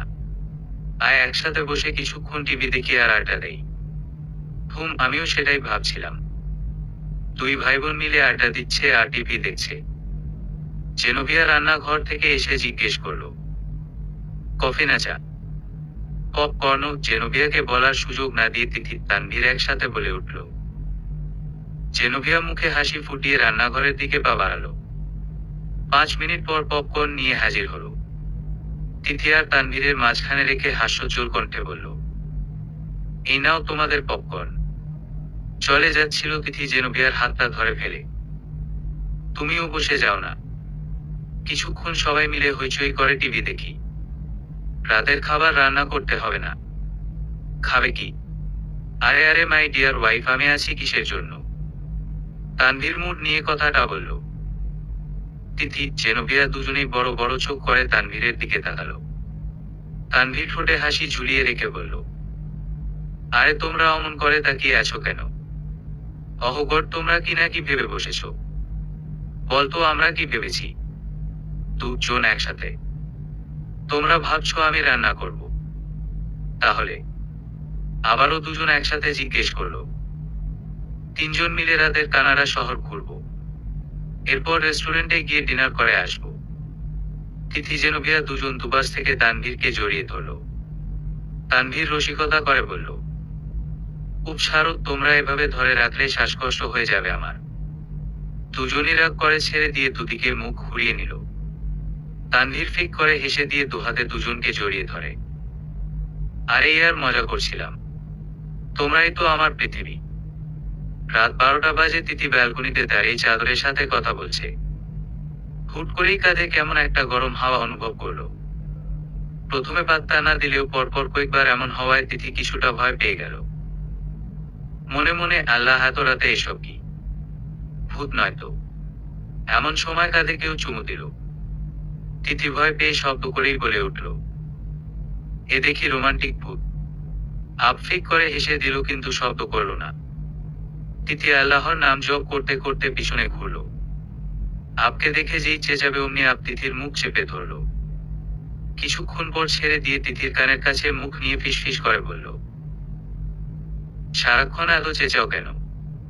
কই আমি চেঁচালাম? আমি এখন বাধা না দিলেই তো চেঁচাচ্ছিলে। তুমি না বলে কয় এভাবে হুট করে, আসলে তো চেঁচাতেই হবে। শ্বশুর বাড়িতে বলে আসতে হয়, জানতাম না তো। তিথি লজ্জা পেয়ে মাথা নিচু করে নিল। মনে মনে ভাবতে লাগলো, এই ছেলেটা কখন কি বলে তার কোনো ঠিক নেই। একেবারে লাগামহীন যাকে বলে। আপ তিথির কানের কাছে মুখ নিয়ে ফিসফিস করে বলছে, কি ভাবছো? তোমার মাথা। আহ, যার কাল শেষে কিনা পুরো আমিটাকে রেখে আমার মাথা নিয়ে গবেষণা করছে। অনেক রাত হয়েছে, বাড়ি যাও। কত কষ্ট করে পাইপ দিয়ে 2 তলার ব্যালকনিতে আসলাম তোমায় দেখতে, আর তুমি কিনা তাড়িয়ে দিচ্ছ। আমায় দেখতে মানে? কিছু না ভাই। তিথি আবের হাত ধরে আটকালো। তারপর জিজ্ঞাসু দৃষ্টি নিয়ে তাকালো। আপ থেমে গিয়ে তিথির দিকে ঘুরল। তিথির দুগালে হাত রেখে তিথির কপালে আলতো করে ঠোঁট ছোঁয়ালো। তিথিরেন বোকা বনে গেল। কি করছে এই ছেলে, পাগল হয়ে গেল নাকি? আপ পকেট থেকে একটা এঙ্গেজমেন্ট রিং বের করে তিথির দিকে তাকিয়ে বলল, will you be my Mrs Abrar? তিথির চোখ বেয়ে 2 ফোঁটা পানি গড়িয়ে পড়ল। তিথি কিছু বলল না। কি বা বলবে ও? আপ যে অন্য কারো। আপ আবারও জিজ্ঞেস করল, উইল ইউ মেরি মি? তিথি নিশ্চুপ কেঁদে দিল। আপ তিথির গাল স্পর্শ করে বলল, আমি জানি তোমাকে আমি অনেক কষ্ট দেই, তবে সেগুলো মন থেকে না। তোমার প্রতি এই কিছুদিনে আমার যেই ফিলিংসটা তৈরি হয়েছে, সেটা এনাদের প্রতি এত বছরেও তৈরি হয়নি। ও একসময় আমার ভালো বন্ধু ছিল ঠিকই, কিন্তু ওকে আমি কখনো স্ত্রী হিসেবে মেনে নিতে পারবো না। এটা আমি আগেও ড্যাডকে অনেকবার বলেছি। ড্যাড বলেছে আস্তে আস্তে ওর প্রতি আমার ফিলিংস তৈরি হবে, কিন্তু তা হয়নি। আরও পপুলার একজন রকস্টার, অনেকেই ওর সাথে সময় কাটাতে চাইবে। আমি ছাড়া ওর অনেক ফ্যান রয়েছে যাদের সাথে ও ইচ্ছে হলেই সময় কাটাতে পারবে। আমি এমন কাউকে চাই না। আমার তোমাকে চাই, যার সবটা ঘিরে কেবল আমি আর আমিই থাকবো। প্লিজ আমাকে ফিরিয়ে দিও না। তিথি এই প্রথম নিজ থেকে আপকে জড়িয়ে ধরল। জড়িয়ে ধরে কাঁদছে তিথি। কাঁদতে কাঁদতে হেঁচকি উঠে গেছে তিথির। হেঁচকি তুলে তুলে তিথি কিছু বলতে চাইছে। আপ তিথির ঠোঁটে হাত রেখে কান্না থামাতে ইশারা করলো। তিথি কিছুক্ষণ সময় নিয়ে কান্না থামালো। এরপর ফুপিয়ে ফুপিয়ে বলতে লাগলো, কেন এমন করছো? আপ কিছু না বলেই চুপ করে রইল। এই মুহূর্তে ওর একটাই কাজ, সেটা হলো তিথি যা বলতে চাইছে তা মনোযোগ দিয়ে শোনা। তিথি আবারও বলতে শুরু করলো, আমি তোমাকে ভালোবাসি কিনা সেটা আমি জানি না আপ, তবে মাঝে মধ্যে তোমার হয়ে তোমার ঝগড়ায় থেকে যাওয়ার বড্ড ইচ্ছে হয়। আমার এই ইচ্ছেগুলোকে প্রশ্রয় দেওয়া মোটেও উচিত নয়। এমনিতেই তোমার উর্বি আমাকে আর তোমাকে ভুল বুঝছে, আর ওকে ঠকানোর কোনো মানে হয় না। আমি অন্তত পারবো না এটা। আপ পকেট থেকে নিজের মুঠোফোনটা বের করলো। ফোনে কিছু একটা বের করে তিথির সামনে ধরলো। তিথি ফোনের দিকে তাকিয়ে অবাক হয়ে আবের দিকে তাকালো। আব ইশারা করলো ছবি চেঞ্জ করে আরো সামনে দেখতে। তিথি একের পর এক ছবি বদলাচ্ছে, আর এক এক ছেলের সাথে রকস্টার ইয়ানাত নিক্কনের অন্তরঙ্গ ছবি ভেসে উঠছে। আমি ইয়ানাকে পছন্দ করি না সেটা ও জানে, আরও দাবি করে ও আমায় ভালোবাসে। তুমি ইয়ানাকেই ঠকাতে চাইছো না, অথচ ইয়ানা যাকে ভালোবাসে তাকে ঠকাচ্ছে। এখন আমি যদি তোমার হতে চাই, তোমায় পেতে চাই, তাহলে সেটা ওকে ঠকানো হবে না, কারণ তুমি তো ওকে ভালোবাসো না। হুম, তার কাল এতক্ষণে বুঝলে আমায়। এবার তো রিপ্লাই দাও। কিসের reply? Will you be my Mrs Abrar? হুম। তিথি মুচকি হেসে মাথা নিচু করে নিল। তিথির হাতে রিংটা পরিয়ে দিল। এরপর হাতে আলতো করে একটা চুমু দিল। তারপর ফিসফিসিয়ে বলল, লজ্জা পেলে তো আমার ডার্ক গার্লকে ফেয়ারি লাগে। তিথি লজ্জার মাত্রা বৃদ্ধি পেল। মুচকি হেসে বলল, এখানে কি আমার লজ্জাবতী ডার্ক কুইনকে দেখে দেখে রাত পার করব, নাকি ডার্ক গার্লের হাস্যোজ্জ্বল মুখ দেখে বাসায় যেতে পারবো? আমার অবশ্য এখানে থেকে যেতে ইচ্ছে করছে। তিথি মুখ তুলে আবের দিকে তাকালো। বাচ্চাদের মতো ঠোঁট ফুলিয়ে বলল, আমি কি ছোট একটা আবদার করতে পারি? হুম, অবশ্যই। আমি বাইকে করে লং ড্রাইভ যাব। অন্যদিকে তাকিয়ে ঠোঁট ফুলিয়ে বলল তিথি। ওকে জো হুকুম। আবার তিথি দুজনেই পাইপ পেয়ে নিচে নেমে এলো। এরপর বাইকে উঠে তিথিকে বাইকে উঠে বসতে ইশারা করলো। তিথি উঠতেই বলল, শক্ত করে জড়িয়ে ধরে বসবে, নয়তো পরে দেখা যাবে আমার ডার্ক গার্ল পরে গিয়ে কোমর ভেঙে ফেলবে। এতে অবশ্য আমার ভালোই হবে। ডার্ক গার্লকে কুলে নিয়ে রাখতে পারবো, কিন্তু সে যে ব্যথা পাবে, আর তার ব্যথা যে সহ্য করতে পারি না আমি। তিথি লজ্জা পেয়ে আবের পিঠে কয়েকটি কিল ঘুষি দিয়ে বলল, তুমি কেমন যেন অসভ্য হয়ে যাচ্ছ আব। তোমার কাছে অলওয়েজ অসভ্যই থাকতে চাই ডার্ক গার্ল। হুট করেই ফোন কলের শব্দে তিথির ঘুম ভাঙল। মুঠোফোনটা হাতে নিয়ে রিসিভ করার সাথে সাথেই কেউ একজন কান্না মিশ্রিত কণ্ঠে বলল, ম্যাম, আফসারের ভীষণ খারাপ অবস্থা। তার অ্যাক্সিডেন্ট হয়েছে। স্যার হসপিটালে আছে, বারবার আপনার নাম নিচ্ছে। আর কিছুক্ষণ হয়তো সে জীবিত আছে। প্লিজ ম্যাম, তাড়াতাড়ি আসুন, যদি আপনি স্যারকে শেষবারের মতো দেখতে চান। কথাগুলো বলেই আগন্তুক তিথিকে কিছু বলার সুযোগ না দিয়ে কল কেটে দিল। তিথির মাথায় যেন আকাশ ভেঙে পড়ল। 5-6 ঘন্টা আগেও যেই মানুষটার সাথে পুরো শহর ঘুরে বেরিয়েছে, সেই মানুষটা এখন হসপিটালে। না, ভাবতে পারছে না তিথি। কোন রকমে ছুটে বেরিয়ে এলো বাসা থেকে। ফোনটাও সাথে আনেনি, হিজাব পড়বে তো দূরের কথা, ওর কাছে আগে পড়ে বাকি সব। তিথি আনমনে রাস্তা দিয়ে ছুটছে। কোথায় কোন হসপিটাল যাবে তা জানে না তিথি, শুধু জানে যে করেই হোক আবের কাছে পৌঁছাতে হবে। তিথি সামনে তাকাতেই দেখলো বড় একটা গাড়ি ওর সামনে এসে থেমেছে। তিথি কিছু বুঝে ওঠার আগেই রকস্টার ইয়ানাত নিক্ষণ গাড়ি থেকে নামে আর তিথিকে বলে, গাড়িতে উঠে, না, আমি তোমার সাথে কোথাও যাব না, আমায় যেতে দাও। কি করে নিয়ে যেতে হয় তা আমার ভালো মতোই জানা আছে। ইয়ানাত হাস্যস করে গায়ের সমস্ত শক্তি দিয়ে তিথির গালে চর বসিয়ে দেয়। তিথি ডাল সামলাতে না পেরে পড়ে যায়। তিথি উঠার আগে ইয়ানা একটা রুমাল নিয়ে তিথির নাকের ডগায় ধরে, আর তিথি অজ্ঞান হয়ে যায়। আবের গুপ্তচর তারা সেখান দিয়েই যাচ্ছিল, তখন ইয়ানা তিথিকে চর দেওয়ার দৃশ্যটা দেখে নেয় সে। সাথে সাথে আপকে কল দেয়। আপ কল ধরল না, তাই আর দেরি না করে আবের বাসার উদ্দেশ্যে পা বাড়ায় সে। জ্ঞান ফিরলে তিথি একটা বদ্ধ ঘরে নিজের হাত পা বাঁধা অবস্থায় আবিষ্কার করে। সামনে তাকাতেই দেখে ইয়ানা রক্ত চক্ষু নিয়ে তিথির দিকে তাকিয়ে আছে। ইয়ানা তিথিকে ইশারায় আশেপাশে তাকিয়ে দেখতে বলে। তিথি আশেপাশে তাকিয়ে দেখে অনেকগুলো ছেলে তাকে ঘিরে দাঁড়িয়ে আছে। প্রত্যেকের হাতেই বড় বড় স্টিক। তিথি বুঝতে পারলো আর হয়তো এখান থেকে বেঁচে ফেরা হবে না। আব ঘুমোচ্ছে। কেউ একজন হুট করেই আবের মুখের উপর পানি ছুঁড়ে মারল। আব ধরফরিয়ে উঠে বসল। চোখ মেলে তারাসকে দেখেই প্রশ্ন করলো, এরকম করার মানে কি? তারাস রাস্তায় দেখা ঘটনা খুলে বলল। আব তিথিকে কল দিল। কল বেজে কেটে গেল। আব উপায় না পেয়ে ইয়ানাকে কল দিল। ইয়ানা স্টিক হাতে তিথির গায়ে একের পর এক আঘাত করছে। এমন সময় আবের কল আসলো। ইয়ানা সবাইকে চুপ থাকতে ইশারা করে কল রিসিভ করে। হ্যাঁ বলো, কোথায় আছো তুমি? এই তো বাসায় শুয়ে আছি। কেন বলতো? মিথ্যা। না বাবা, দুপুরে তোমাদেরকে আসতে বললো তাই আর কি। আবু মিথ্যা বলল। ওকে, চিন্তা করো না, আমি দুপুরের আগেই চলে আসব। Okay bye. Bye, love you. Ab call কেটে দিল। ইয়ানা কোথায় আছে সেটা ট্রেস করার জন্যই ওকে কল দিয়েছে আপ। ইয়ানার ফোন ট্রেস করে আবার তারা তিথিকে বাঁচাতে চলে আসে। এসে দেখে তিথির পুরো শরীর রক্তাক্ত। আপ ভেতরে প্রবেশ করতে ইয়ানা ছেলেগুলোকে ইশারা করে আপকে মারতে, কিন্তু আবের ক্ষমতা সম্পর্কে ইয়ানা কিছুই জানে না। ও একাই একের পর এক ছেলেগুলোকে মেরে মেরে অবস্থা খারাপ করে ফেলল। হঠাৎ করে ইয়ানা তিথির গলা চেপে ধরল। তিথির মনে হচ্ছে প্রাণটা মনে হয় বেরিয়ে যাবে। তখন আপ তিথির দিকে খেয়াল করল। আপ ছেলেগুলোকে ছেড়ে দিল। ছেলেগুলো আপকে মারছে, আপ কোনে বাধা দিচ্ছে না। ইয়ানা পৈশাচিক হাসি হেসে বলল, আমাকে ঠকাতে চাইছো?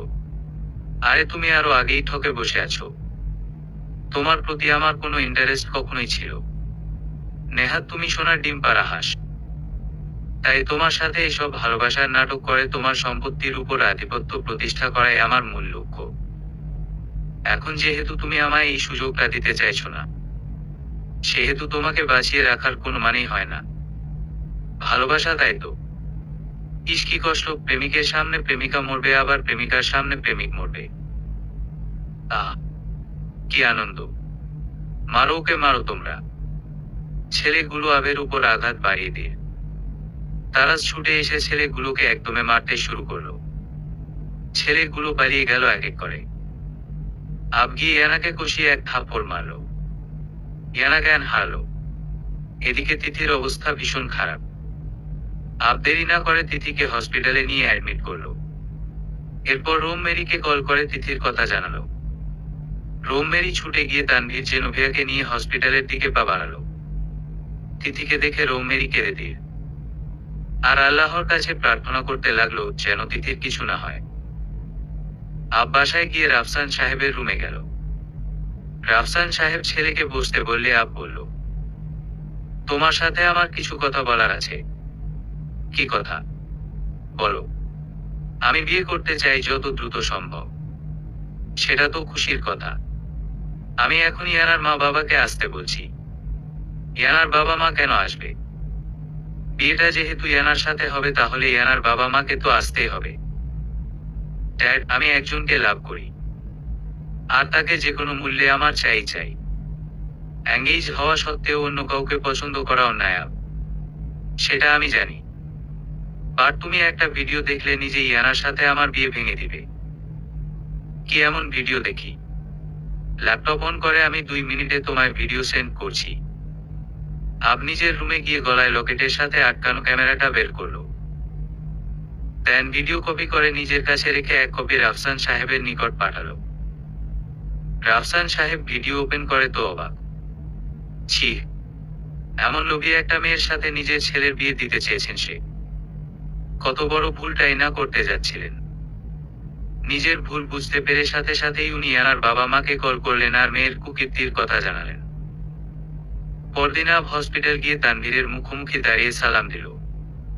আসসালামু আলাইকুম স্যার। ওয়ালাইকুম আসসালাম। সালামের জবাব নিয়ে তানভীর জিজ্ঞাসু দৃষ্টিতে আবকে দেখছে। আব মুখে মলিন হাসি ঝুলিয়ে বলল, আমি জেনোভিয়া ম্যামের স্টুডেন্ট আবরার আহমেদ আবির। যদিও সবাই আব নামেই চেনে আমায়। তার মানে তোমার জন্যই তিথির এই অবস্থা। তানভীর একটু রাগ নিয়ে বলল কথাটা। জি, তবে ওর সুরক্ষার জন্য আমি ওকে বিয়ে করতে চাই। কথা আমার কাছে থাকলে কোনো বিপদ ওর কাছে আসার সাহস পাবে না। তার নমুনা তো দেখতেই পারছি। বিয়ের আগেই আমার বোনের এই অবস্থা, বিয়ের পর আরো কি না কি দেখতে হয়। তার তিথি এখন আমার থেকে অনেকটা দূরে, তাই যে ওর ক্ষতি করার সুযোগ পাচ্ছে। আব বাংলা একেবারেই বলতে পারে না। তিথিকে বলছে তিথি। আবের মুখে তিথির নাম তিথি শুনে ফিক করে হেসে দেয় তানভীর। এদিকে রকস্টার ইয়ানাত নিকনের একটা ভিডিও ফাঁস হয়ে গেছে। যে ভিডিওতে স্পষ্ট দেখা যাচ্ছে ইয়ানা নিজে একটা মেয়েকে অনেক মারধর করছে। মেয়েটি আর কেউ নয়, তিথি। ইয়ানা তিথিকে মারতে মারতে চুলের মুঠি টেনে ধরছে, তিথি ব্যথায় কাতরাচ্ছে। তারপর ও ইয়ানা তিথিকে ছাড়েনি। এই ভিডিও প্রেস মিডিয়া পুরো খেপে গিয়েছে। পুলিশ ইয়ানার বাসার সামনে এসে বড় বাড়ি ঘেরাও করে রেখেছে ইয়ানাকে হাত করা পড়াবে বলে। ইয়ানার বাবা ইরফান সাহেব বারবার মেয়ের ঘরের সামনে এসে মেয়ে ডাকছে। বাট কোনো লাভ বিশেষ কিছু হচ্ছে না। ইয়ানা দরজা খুলছে না। টিভিতে হেডলাইনে ইয়ানার নিউজ বেরিয়েছে। ফেসবুক, ইউটিউবে সবাই ক্ষুব্ধ হয়ে আছেন। ভয়ে ইয়ানা ঘর থেকে বের হচ্ছে না। দুদিন পর ভোরবেলায় ইয়ানার বাবা মেয়ের কোনো সাড়া শব্দ না পেয়ে দরজা ভাঙার নির্দেশ দেন। দরজা ভাঙা হলে ভেতরে কাউকে পাওয়া যায় না, শুধু বিছানার উপর একটা চিরকুট ছাড়া। ইয়ানার বাবা ইরফান সাহেব মেয়ের চিঠি খুলে পড়তে লাগলো। সরি ড্যাড, আমি তোমাদের সাথে থাকতে পারছি না। এখানে থাকলে আমায় জেলে থাকতে হবে। আমি ভাবতেও পারিনি আমারই ভাড়া করা ছেলেগুলো আমাকে এত বড় বিপদে ফেলবে। মাফ করে দিও আমায়। আমি তোমাদের থেকে অনেক অনেক দূরের দেশে চলে যাচ্ছি, কারণ এই দেশে পুলিশের হেফাজতে থাকলে আমার ক্যারিয়ার শেষ। তাই আমি না হয় বাইরের কোন দেশে নিজের ক্যারিয়ার নিয়ে বেঁচে থাকব। তোমার এম। কিছুদিন পর জানা যায় রকস্টার ইয়ানাত নিক্কন অস্ট্রেলিয়ার কোনো ছেলেকে বিয়ে করেছে, আর সেখানেই সেটেল হয়েছে। এদিকে আবের বাবা রাফসান সাহেব আজকে অনেকদিন পর বাসার সবাইকে একসাথে রাখলেন। সবাই ইতিমধ্যে এসে হাজির হয়েছে, শুধু আব ছাড়া। রাফসান সাহেব চিন্তিত মুখে তার মিসেসের দিকে প্রশ্ন ছুড়লেন, কি ব্যাপার, তোমার বড় ছেলে কই? সবসময়ই তাকে খুঁজে কেন আনতে হয়? যাও ডাকো। আর ডাকতে হবে না, বলো আমি হাজির। আমরা যাচ্ছি আজকে তোমার ডার্ক গার্লকে দেখতে, হসপিটাল যাব। কি সত্যি? আব ভীষণ অবাক। মাইসান, এতটাও অবাক হওয়ার মতো কথা বলিনি আমি। রাফসান সাহেব, সত্যি তোমরা যাবে? হ্যাঁ, এখনই যাব। তুমিও চলো আমাদের সাথে। তার মানে তুমি মেনে নিচ্ছ? অবশ্যই আমার ছেলে যার সাথে হ্যাপি থাকবে তাকেই তার সাথে মেনে নিব। আর আমি সরি আব, আমার ভুলের জন্য আজ বাচ্চা মেয়েটার এই পরিণতি। সামিরের ফোনে আমি তিথির ছবি দেখেছি। কি মায়াবী কিউট বাচ্চা দেখতে মেয়েটা। আর যদি তোমার সাথে ওই বাজে ইয়ানা মেয়েটার বিয়েটা হয়ে যেত, তাহলে নিজেকে কখনো ক্ষমা করতে পারবো না আমি। তিথি এখন মোটামুটি সুস্থ, আজ তাকে হসপিটাল থেকে রিলিজ দিয়ে দিবে। তাই সব গোছগাছ করছে জেনোভিয়া। আর তানভীর বোনের পাশে বসে আছে।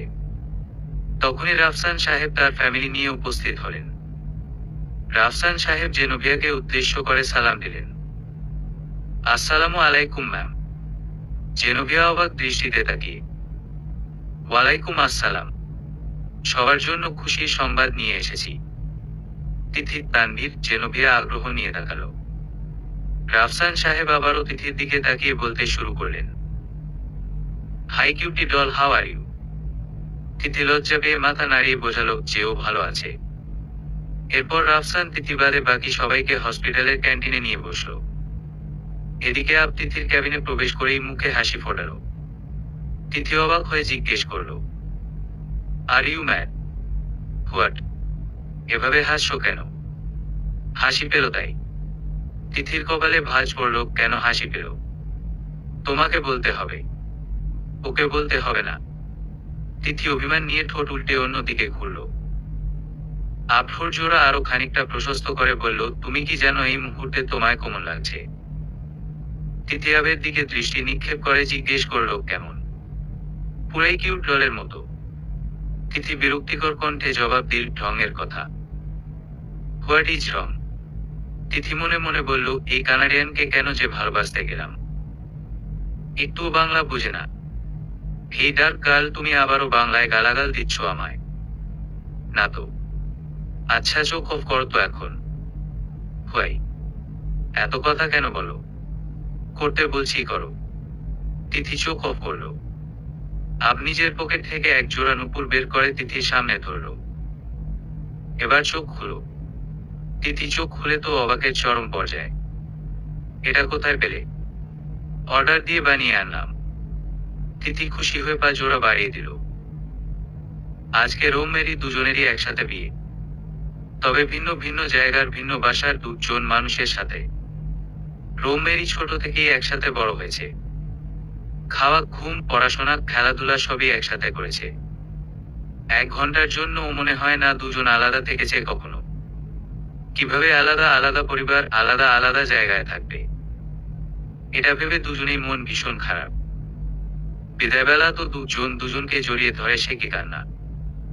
ওরা চলে যাওয়ার পর বাড়িটা কেমন খাখা, একেবারে জনমানবহীন লাগছে।